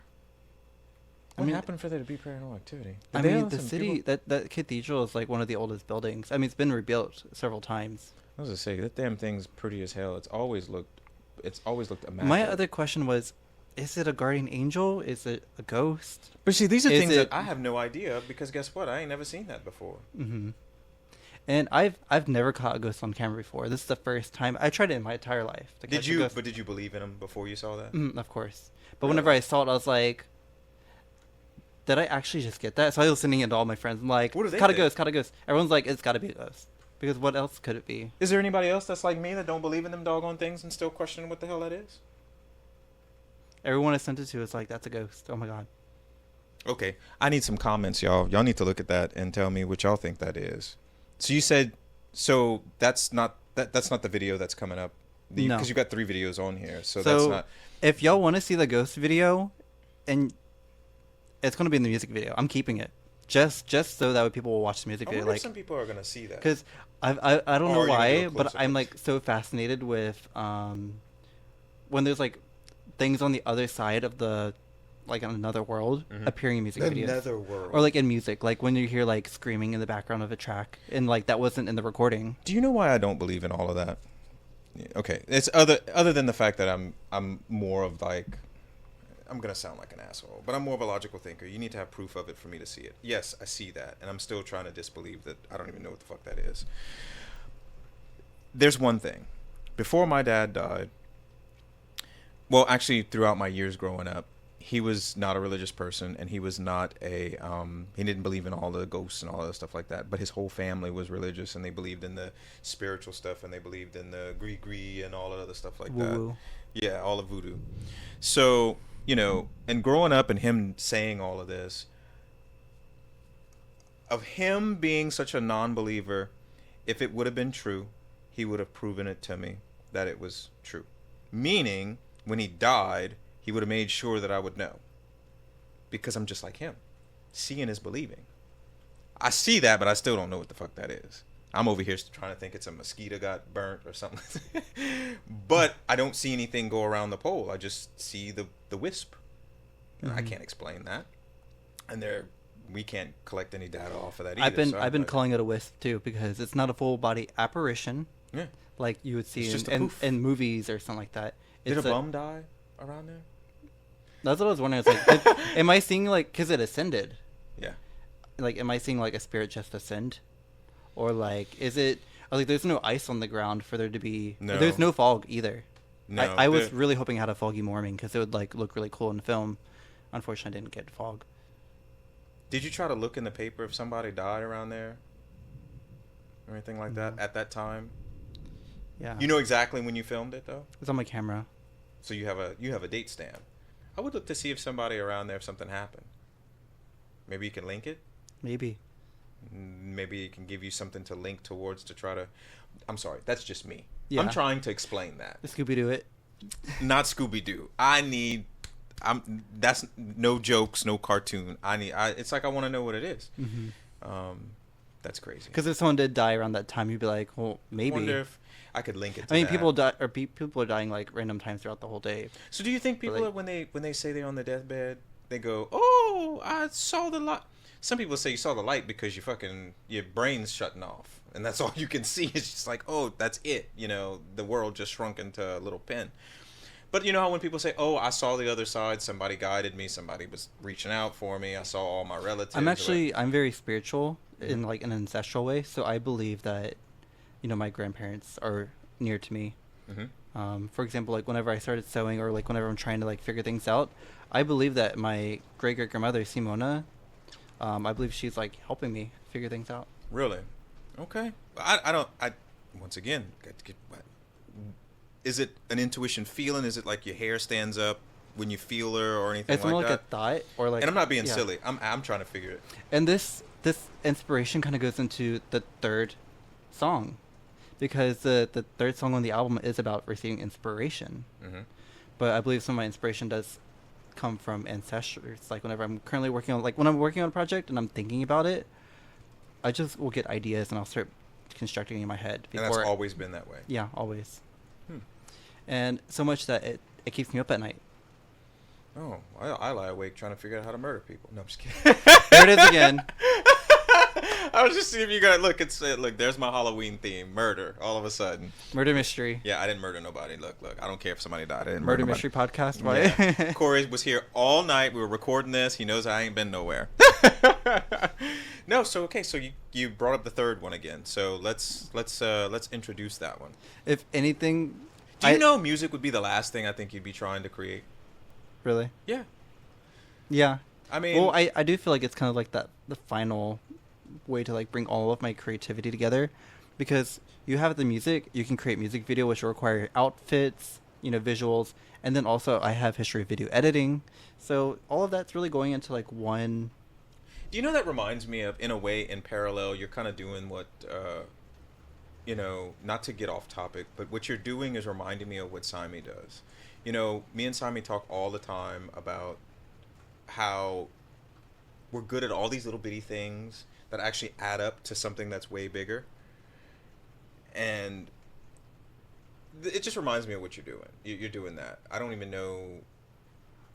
I don't know if that's intentional for you, or if that's a whole part of the evolving and changing and stuff like that. I mean, what's your take on it? Or are you not even worried about it? You're just going with. I honestly, I just want to do art. Like I said, like when I get inspired, it keeps me up at night. And so I believe when you get inspired to do something, you should, like, when you have this, something that is rare, inspiration is rare sometimes for people. You should take that inspiration to create. I'm trying to remember. I'm trying to think if there's certain things that are sitting there inspiring me. I can't really. I mean, Actually, you do that's a lot. you have your mood app. Like, what inspired that besides like your experience on? So it's my frustrations. It's literally my frustrations with the options that are out there. Because for so long, like, when I wasn't expecting it, to be honest with you, and I'd be on the dating apps, and this spans all the way back from 2011. I've had two really great relationships that I don't regret having, and I don't have anything bad to say about the relationships. I have bad things to say about how they ended because of adultery and all other stuff like that. But the frustrations of being on the app and just not getting the results that you want, not meeting the people that you're seeking out for. If I want to just talk to somebody just to get some thoughts off my mind without feeling pressured of, oh my God, are they about to fucking send me their dick? Are they about to ask me for mine? These are the things that said I need to build a platform where other people don't feel pressured, where the natural things that you might want, you go on there and you define it instantly without saying a word, and you get with those people looking for that. So yeah, if you want to find a hookup, and you just go to NSA and you go find your hookup. So your inspiration, like your entire like board of like creativity towards this app comes from all your experiences. Yeah. Oh yeah. Okay. Definitely. And, yeah, because like whenever I'm talking about inspiration, I'm talking about like you're like creating this in your head, right? Oh, yeah. Oh yeah. That's how it started, of course. Yeah. But it's also being on there, and it's building itself. Mm-hmm. Think of, I don't know how, visually in my head, it's kind of like architecture, putting stuff together, connecting lines. Mm-hmm. That's exactly how it is for me. Like I can see it in my head. Yeah. So, okay, we just have different ways Yeah. of seeing it. We're seeing it the same way, but expressing it is completely different, because you're doing more of the things that I feel I'm not good at, because you do fashion. Now you're doing music. I would never think of doing that, especially when I don't even listen to too much music. But these are things I admire in people. I really do. That's what I always liked about you, is because you're making the things that are up here come to life, and getting it out there to people. I'm doing this. This is my first time doing this. I mean, I had the shop and stuff like that, but And like I make it to where you can tell my art is, or what I put out here, it's not for clout. It's creativity. I'm trying to express myself. So I feel like I'm a traditional artist. I do art to create beauty and expression of emotion. So when you say clout, are you trying? So what I'm trying to say is, modern day artists, they're trying to get something for their art, like money, following. You know, those modern day desires. Do you think that? Do you think that that could still naturally happen though? Oh, of course. I mean, look at, I would say like a good idea of someone who has kind of achieved that or is achieving that is Chappelle Roan. She's one of those girls that she really built herself up in similar way that I have. You know, she aspires from drag queens. You know, she's doing it for the art of it. Can you pull? I don't. Can we? Does she have something on there? Not to take away from what Yeah. we're about to see on yours. I'm just curious as who that is. I've never heard of them. I mean, because you don't want her music to play in your video just because of like Copyright copyright. stuff. Yeah. But I'm just wondering who it is. Maybe if I type it in, how do I say it? Or how do I spell it? CHAPPEL. CHAPPE. Oh, look, that's it right there. Yeah. These doggone devices are listening to us too much. I didn't know who that was. Let me see. Let me go back to all. I'm sorry, everybody. I'm just looking up who this is because I never heard of him. I feel like every time we talk, I bring up somebody new. Yeah, you do. We're in two different worlds, but what's the beauty of that is we get along very well. That's what I love. And you know, and I try to think of it too. If people genuinely interacted with interest towards other people, a lot of that would always happen. Because all these little echo chambers and people just only want to be around what looks like them, that's so fucking tiring. It's so fucking tiring. And I like the fact, and some people don't think that I like all these different things coming in. That's another thing that I liked about my past relationships was they were the complete opposite of me. I was always learning something. Do you know I hated drag?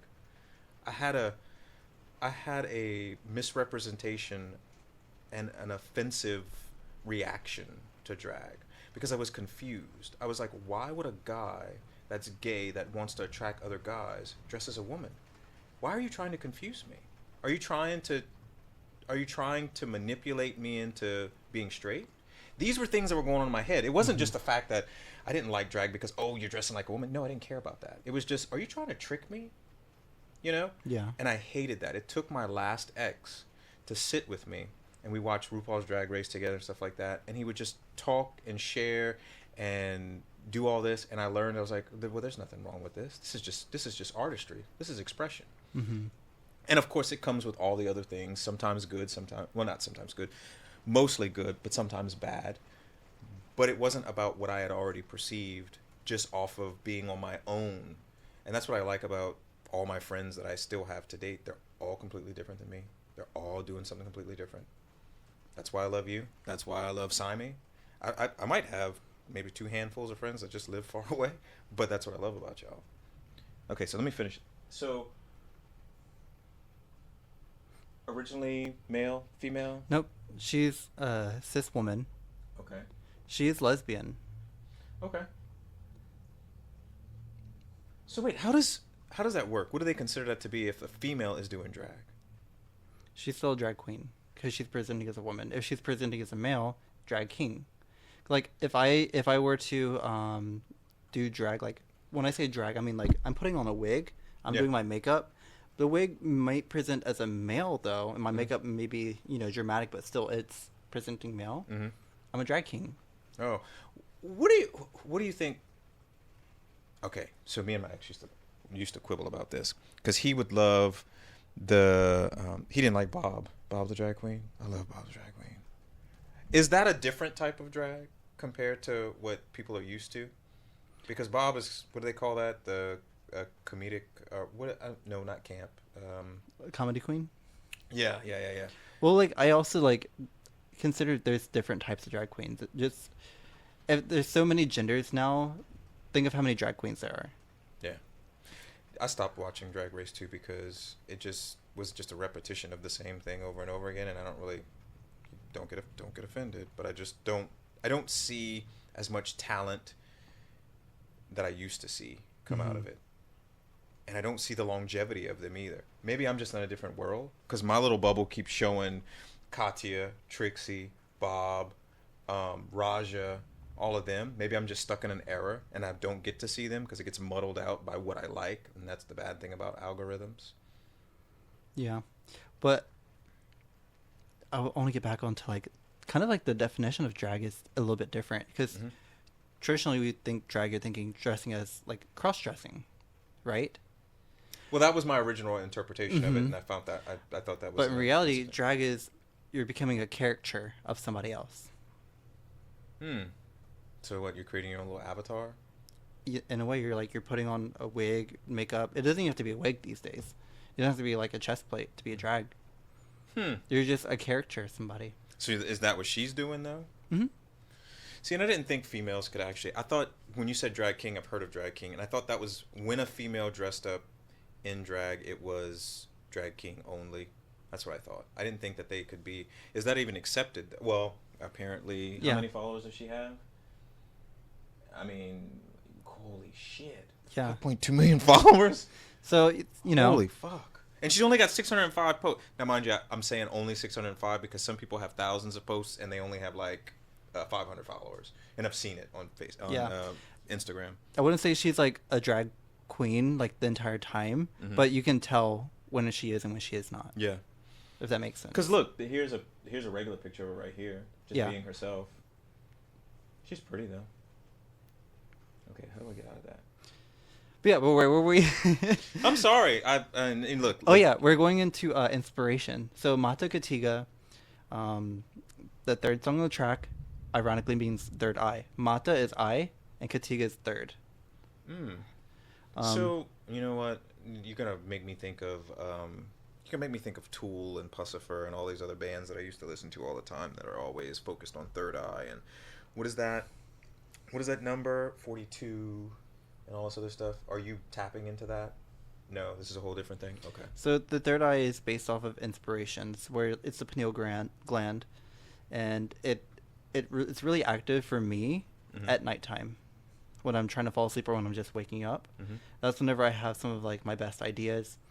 And lately, like I've been kind of waking up to hearing music in my sleep, and I'm just thinking like, oh, if I could just record what I like I have in my head right now.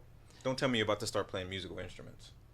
No. Is that gonna be But the like, next thing? you know, that's like if I wanted to, I could honestly just put a recorder next to my bed and hit record and just hum what I'm hearing. Why And don't you then- do that then? If I was sleeping alone. um, Oh my god. Oh lord. you know, Would that bother him? I mean, I'm just so respectful. You know, it's one of those things. He's not a hard sleeper. Maybe he might. Well, maybe that'll give him some ideas or some inspiration. I don't know. I mean, that's not too bad. I'm also one of those creative people that I really don't like to put into the world if I'm not done like putting it together. So I'll never see you do like a how it's done type of thing. It's funny you say that. The lyric video is actually a bunch of videos of me working on art throughout the years, and these videos I've never really released before. Well, look, I want to see. So- So you're saying this video is just you in work, in Mhm. your process. So this is the most unique video I've ever done, because it starts out with me laying in the bed like I'm falling asleep, Mm-hmm. and like I said, when I'm laying down, that's when my inspiration starts. Yeah. So you're going to see imagination just like being brought into the video. How do you remember this then? If you're thinking at night and you can't disturb your partner or anything like that, so like what happens? Well, it's because, like I said, it keeps me up at night. I keep thinking about it, and it's like you're studying it over and over again. Like even whenever I hear the song playing in my head when in the mornings, Mhm. it's on repeat. Oh, so it's basically forcing you. Hey, we need to do something with Yeah. this.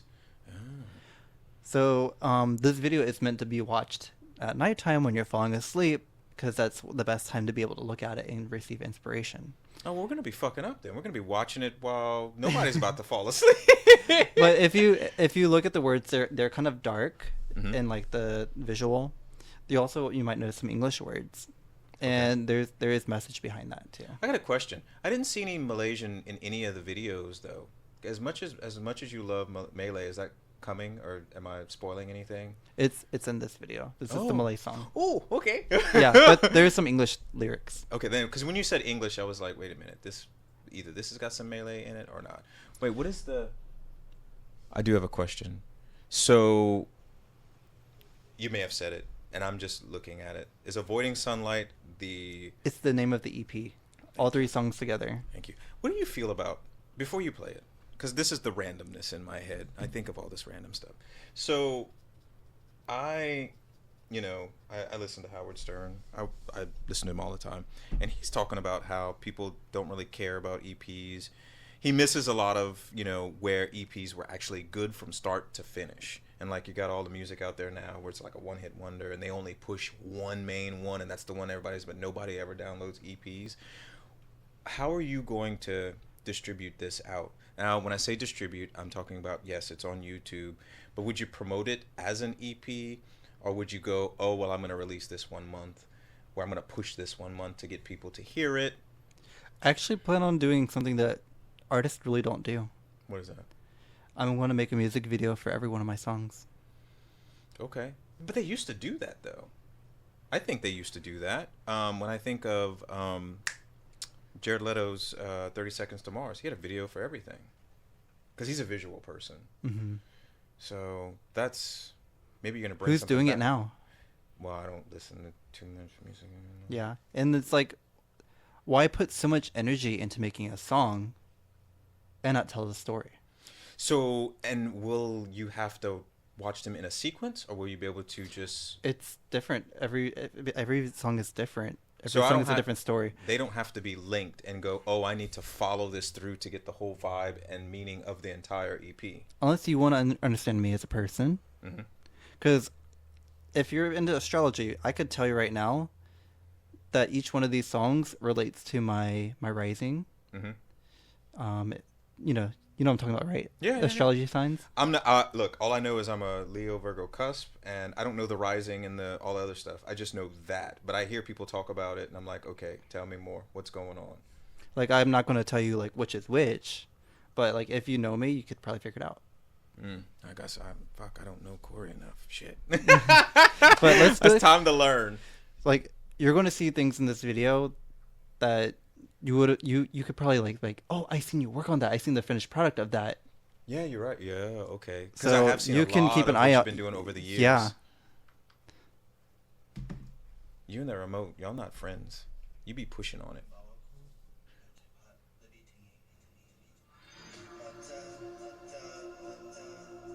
And yes, I animated that.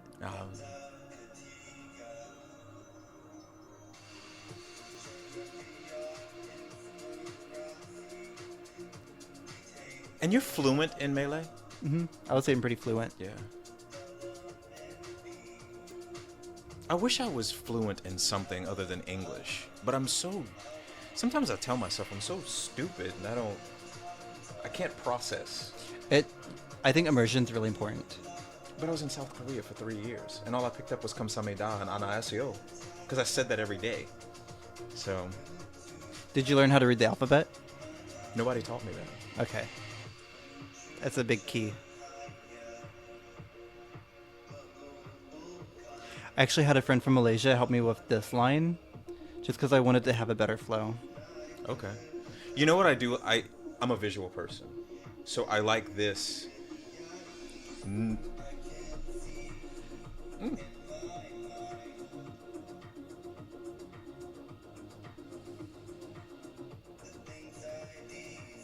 What would somebody that comes to see this 10 years from now and are just seeing you for the first time and that they run across this, what do you think they're going to take out of that? Or what do you hope they take out of this? Like, I don't know you. I go on YouTube and I see this video right here.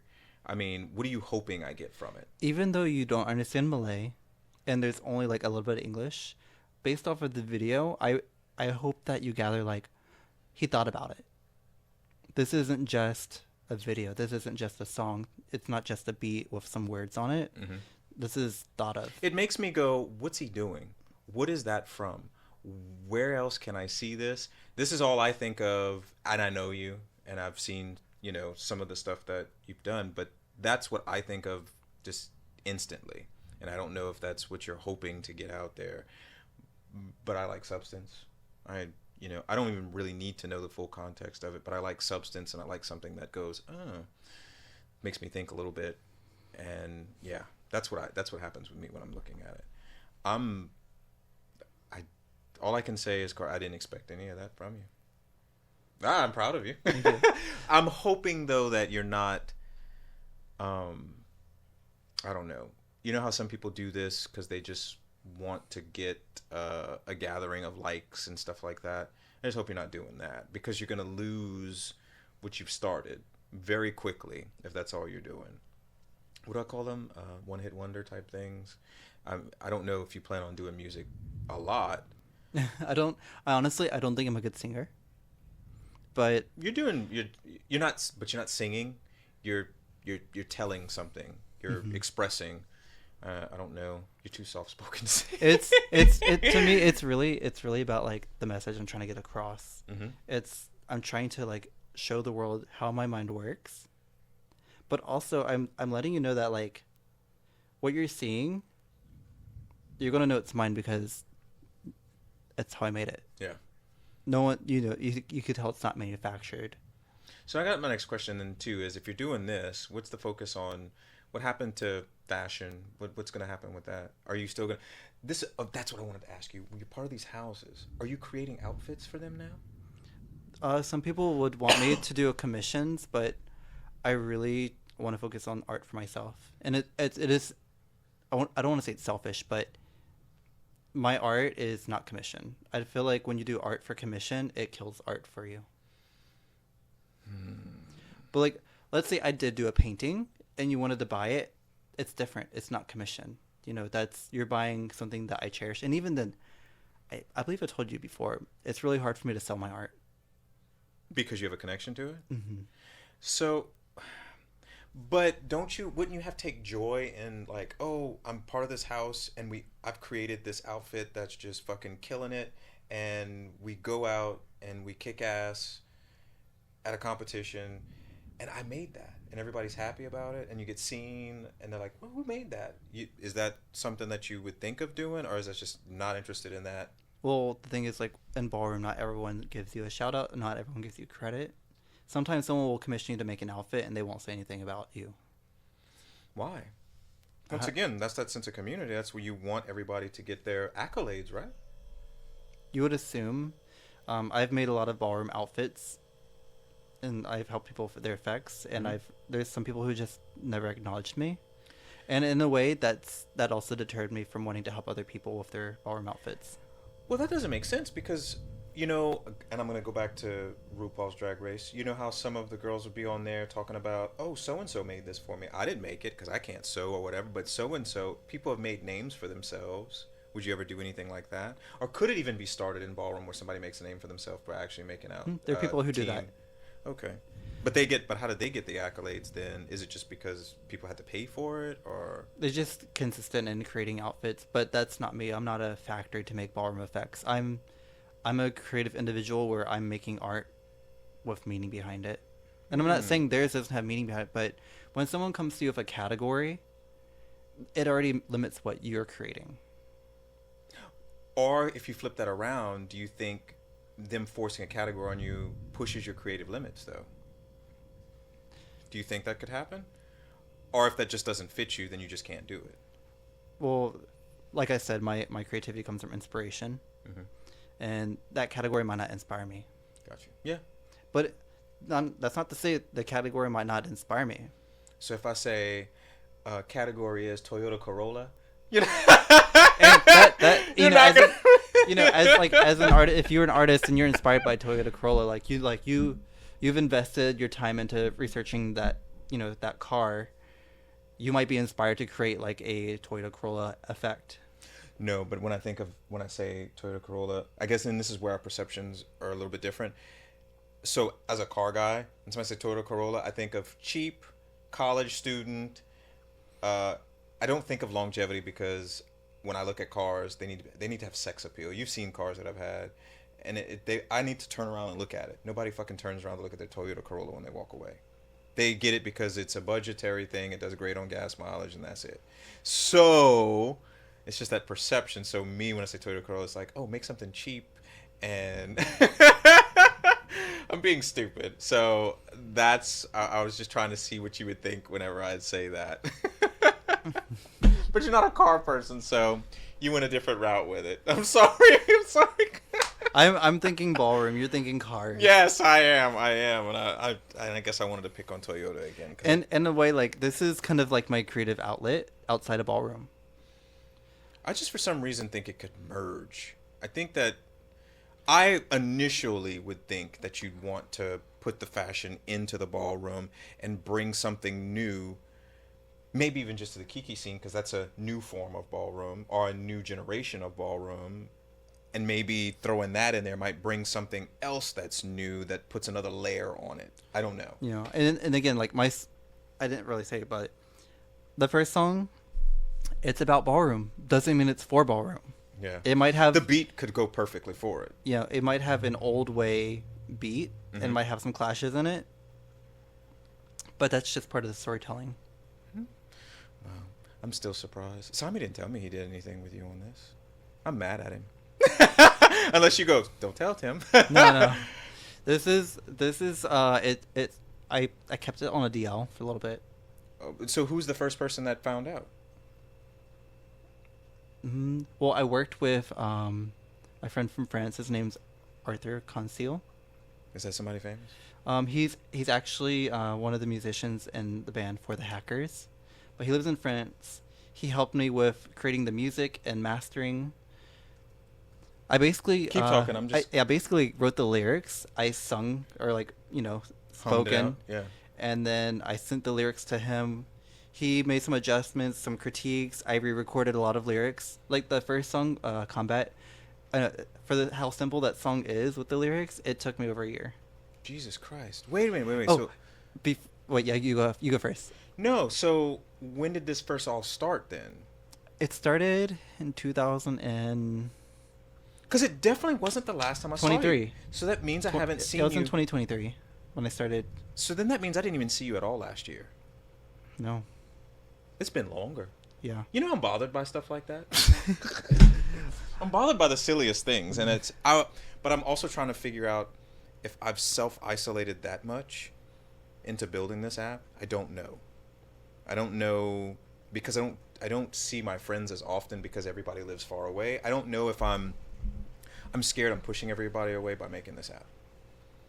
Because have you ever felt that when you're doing something, nobody is on your team or nobody's I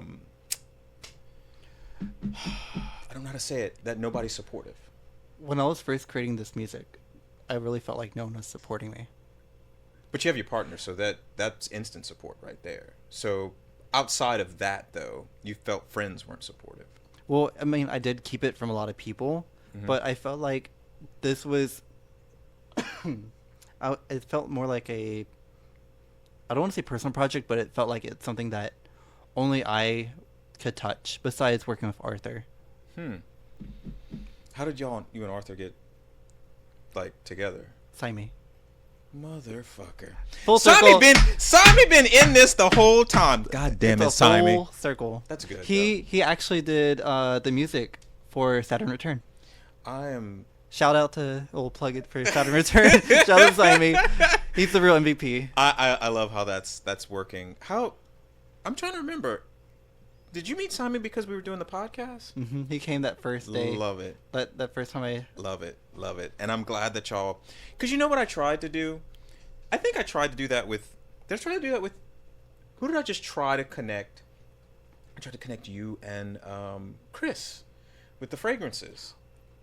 I gotta tell you one thing before you start. If we had not met on Tinder, this EP would not have happened. Think about that. Oh, well, that doesn't give me no ego or anything like that. But I just love how all of that happens. It just shows you like what you can acquire through an app. Yeah, exactly. And do you think okay, so do you think Mood Social and Dating would where would you have gone when we first talked on there? Like when you first swiped, where do you think that would have been on the app? Honestly, because look, I'll pull it up. There's all of these categories. Where do you think it would have? Where would you have been? and the state of mind that you were in when you were on the app, when you were trying to just connect with people, trying to meet people, stuff like that, where would you have gone? Like, what was I looking for? Or, like, what's the question? Yeah, where well, as you know, each mood on here is what you're looking for. Because I mean, look at the top. I'm in the mood for. Where would you have been? I know where I was. I know my mindset was. I'm trying to find some friends. I'm in a sea of everybody looking for, their randomness, and I'm just trying to find friends because all my friends have moved away, and I was just fresh out of a relationship. I don't really remember the night that much, but I do remember for some reason because usually when I'm here I stay with my sister, right? Yeah. I was not with my sister that night, which is really strange. I don't remember what was going on. But I was bored and I was like, well, let me check my messages on Tinder. And there's another reason why these people are on these apps. You just got to fill time with something. Do you think? I haven't thought of that. An ATO? Yeah, not attached to an outcome. It's just, I need to pass the time. I thought of that because sometimes people will just be bored or they just need to pass the time. And I understand that. I really do. There's a place for you. But you don't have to go through the barriers of mood, of sending an offer or anything. You just go in there and you can just send a message to somebody and start talking to them. I was just curious as to where you probably would have went out of all of those choices. And, I mean, just the fact that they're all there. Did you feel pressured to have to talk about anything with me, though? I think it was natural. It was just a natural conversation about... Because we got pizza and we talked about Pokemon Go. Because I don't know why we brought up Pokemon Go, but that was... I don't even know if I had a picture of Pokemon Go, or maybe I had it in my bio.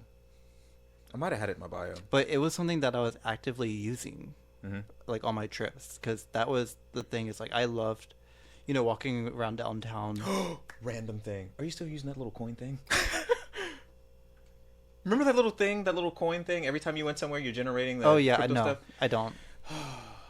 I was going to ask you, where are you at with that? Because I didn't know if that was a longevity thing that people would end up using past maybe a few months. Did you make anything off of that? No. No. I mean, yeah. It's random. It was a little coin thing, and what would you're earning crypto, right? Mm-hmm. It was so minute Geomining. too. That's what it was, geomining. It was so minute too, and I didn't stick with it. But I'm trying to think though. I was going to say, the last song on this album, or this EP, it was created in like 3 weeks. And it's probably like, I want to say it's the most popular song. Everyone loves this song. Took me this short amount of time, has the most inspiration behind it, literally about inspiration. And what sparked this song to me, I was at work and some guy goes, why are you always happy? Why are you always just so positive all the time? Mm-hmm. Like, what is your secret? Without thinking about it, I was just like, no, literally, I was just like, I don't know why I was thinking this, but I was just like, well, I guess it's because I'm not distracted by the wrong things. Yeah. And then I like paused after I said that, and then he took it as if like I really meant that, like that's like my mantra in life, and really I was just kind of just like thinking out loud, and he was like, that's really, really deep and profound. Like that makes so much sense for you. I have a question, not to derail you. Why does the second video, it's like a temporary video? Because you said you just shot the music video to it. So, I went to school for media and technology. I always analyze music artists on YouTube. And I did it since high school. There's usually 4 videos that a song lives through in their account. There's the audio file, basically, where it has like the album cover on it. Yeah. There's a lyric video. There is a music video, and then there's a live. Are you gonna do that to all of these? I plan on, for my music, bringing them at least to a music video level. So every song is gonna have a music video. Okay. Will it be a live? Maybe in the future. I don't know. But I can't promise a live. But I definitely want to do music videos because that's where my creativity really strives. I always wanted to be a music video editor in high school. Shit. Okay. See, I didn't even know that. I am so stuck on fashion, Corey, for some reason. I didn't expect this. I did. It's not a bad thing. I just didn't expect it. I did fashion in high school, but that's not where I've always wanted to end up. Mm-hmm. But Yeah, you definitely are doing some changes. And then I'm still doing the same thing. I'm still doing that comparison of, hey, all these little bitty things are adding up to, hey, I can just do everything to express what I need to express and what's on my mind. And you don't have to rely on, well, I don't know. What do you think about all those collabs and stuff like that people do? Do you think you would do something like that? there's definitely I have friends and other artists that I would want to work with. Okay, so you're not a pretentious one then? Not yet. But like if I do work with someone, I expect them to bring the same level of creativity. Would you think that's difficult? Well, not well, maybe for some people, because some people they just want to like put together a beat and just put music out. My question is, you're in Dallas. Would you try to do that in Dallas, or would you wait until you go to another destination? It also depends on, like like you said, like if it's in Dallas or somewhere else, it really depends on the aesthetic and the message of the. I just think if you're not in love with that city, then you're just waiting until you get to where you feel that vibe and, what is that? Come on, help me with it. Not, it's like the word for environment. I don't know. It's probably just the environment, because sometimes you need to be in the right spot to have more inspiration, to want to collab with someone because you love that area. Mm-hmm. And maybe Dallas might not be the place. It's crazy. I've always known you to be in Dallas too. It's just because that's where I was based as a flight attendant. Is that the only reason why you live there? That's the reason why I stayed there. Huh. But you were in New Orleans before, though, right? Mm-hmm. I was born and raised, and I went back after my mission. And then when I was trying to look for a job as a flight attendant, I moved to Dallas because that's like a big hub. Yeah. Okay. Well, do you have to move, though, whenever you're a flight attendant, to where the hub's at? They prefer you to be able to move. Ooh. And sometimes, or most times, they pick where you're gonna live. Like they're gonna pick the city that you're gonna be based in. Okay. Because I always wondered, it was like, would they pay, like, say, if I was going to be a flight attendant, this is so off topic, it's just because it's what I'm thinking of. If I lived here in Lafayette is not a hub for anything. And I would go with Delta. Delta's hub is what, Atlanta? Yeah, I believe it's Atlanta. Or is that just the international hub? I think it's Atlanta. It's like their main one. So it's like they would want you to go to Atlanta. Or Salt Lake City, I hear. But if I didn't want to move there, would they fly me from Lafayette? I'm totally just randomly thinking. Let's say you live in Lafayette, but you work for Delta as a flight attendant. You can commute on your own time. You might be able to fly for free, but it's on your time.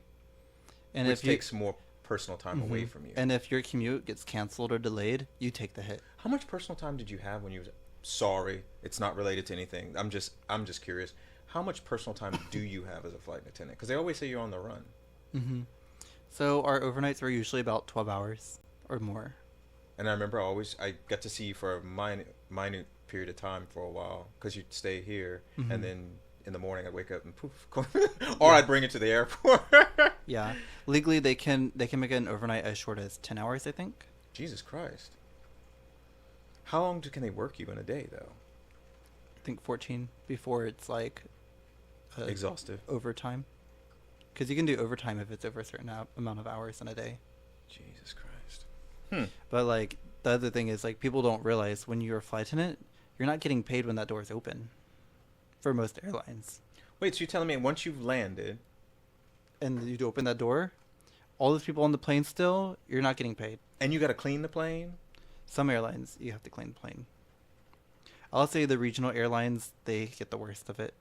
Yeah, because I know in Lafayette, it's them little small planes. And that one flight attendant's got to go through the whole plane, do all those little checks, got to clean everything, restock the little cart. Well, I don't know, restock the carts because they put the cart in the little thing and it goes out and they put a new one in. But still, they got to do all that. Mm-hmm. I don't know. As much as I liked traveling, I would not want to be a flight attendant, though. Because it seems like you're just constrained. Pros and cons. We could do a whole podcast on it. But. I know. I just randomly thought of that because that's what you were doing, and I, in a way, sometimes thought you were always going to do that too. But that's just my conception. I get stuck in these little things.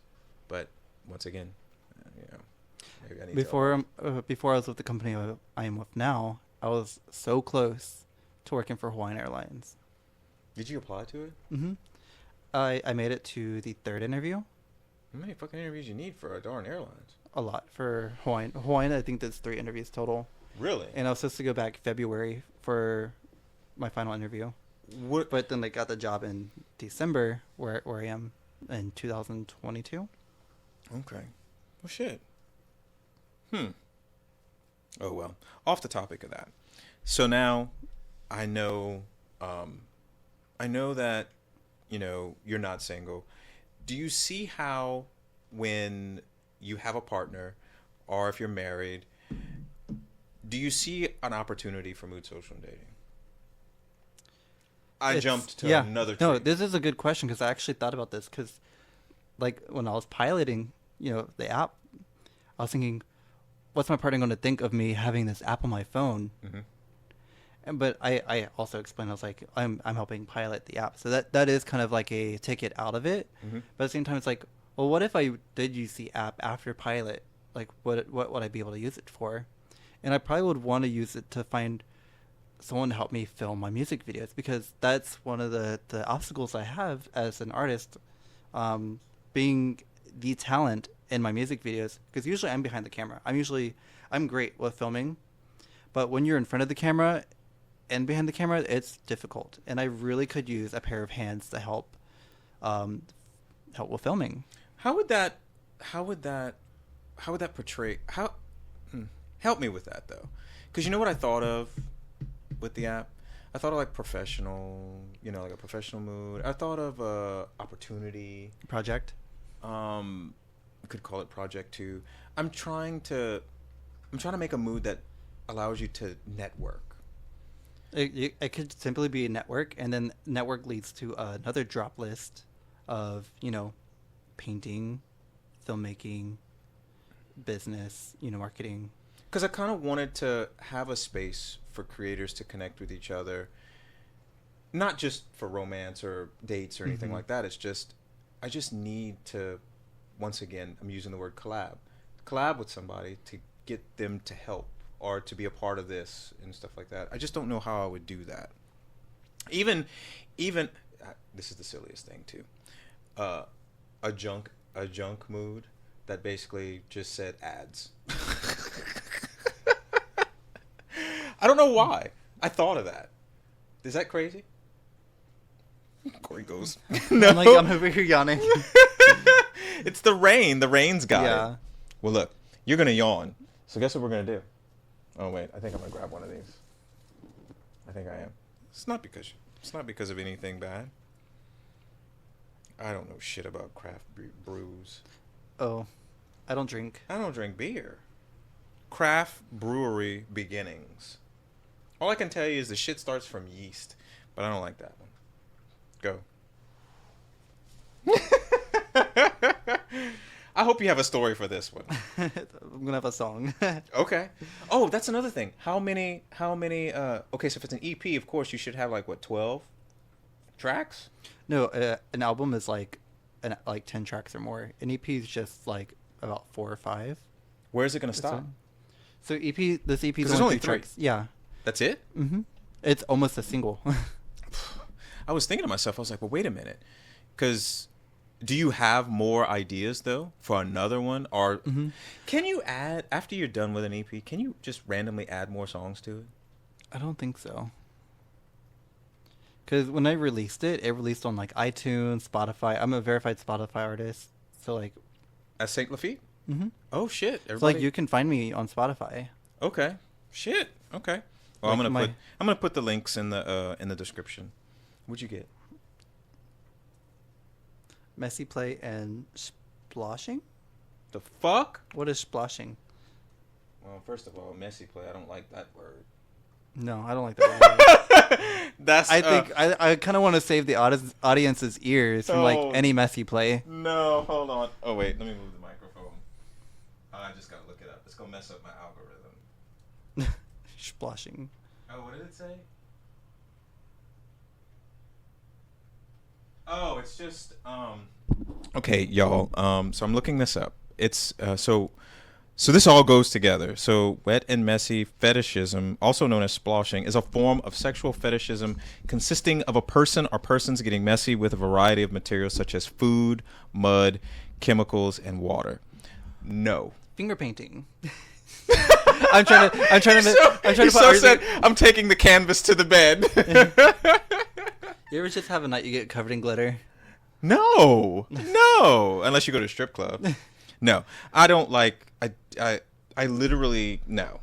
I couldn't do that. No, I don't want any food. I don't even like the humidity on my skin because you're feeling that sticky. I don't like that. Maybe for the instant, maybe for the split 5 seconds of an orgasm, I could deal with it. After that, I'm like, no, I can't do this. I eat in bed, but that has nothing to do with sex. It's just me. I won't eat in the bedroom. Just really? Period. No. Oh, well. Just because I feel like, it could attract bugs. That's messy. Ugh. Could you imagine doing something and the roach pops up? A fly lands on you? The mood has changed. Depression has entered the room. And I would exit. Oh, no. None of that's ever happened to you before, has it? I wonder what chemicals.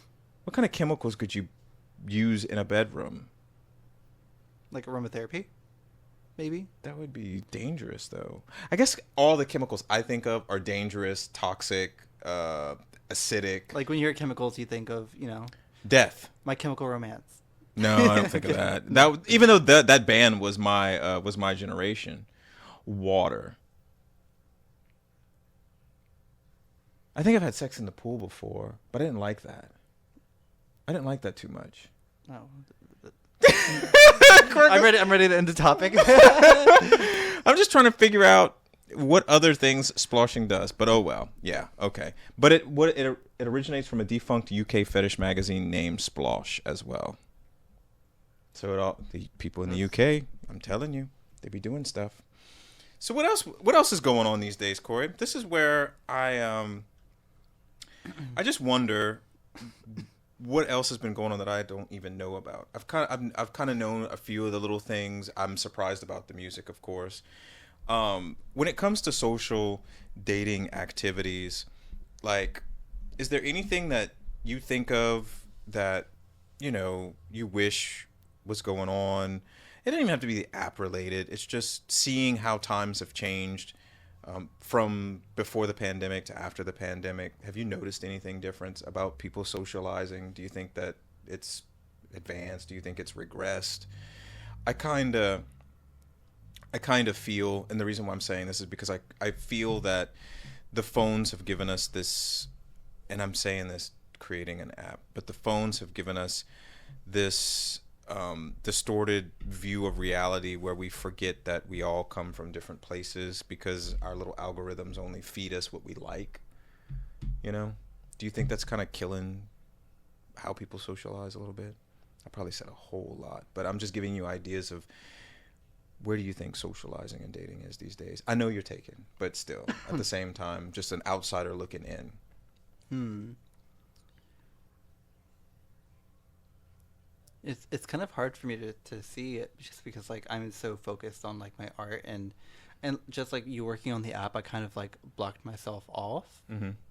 And I do find myself I have friends, I need to reach out to them and see how they're doing. I haven't been to so and so's house in so long, but yeah, I want to finish this project. You told me something about visiting friends recently, and they were stuck on their phones. Yeah.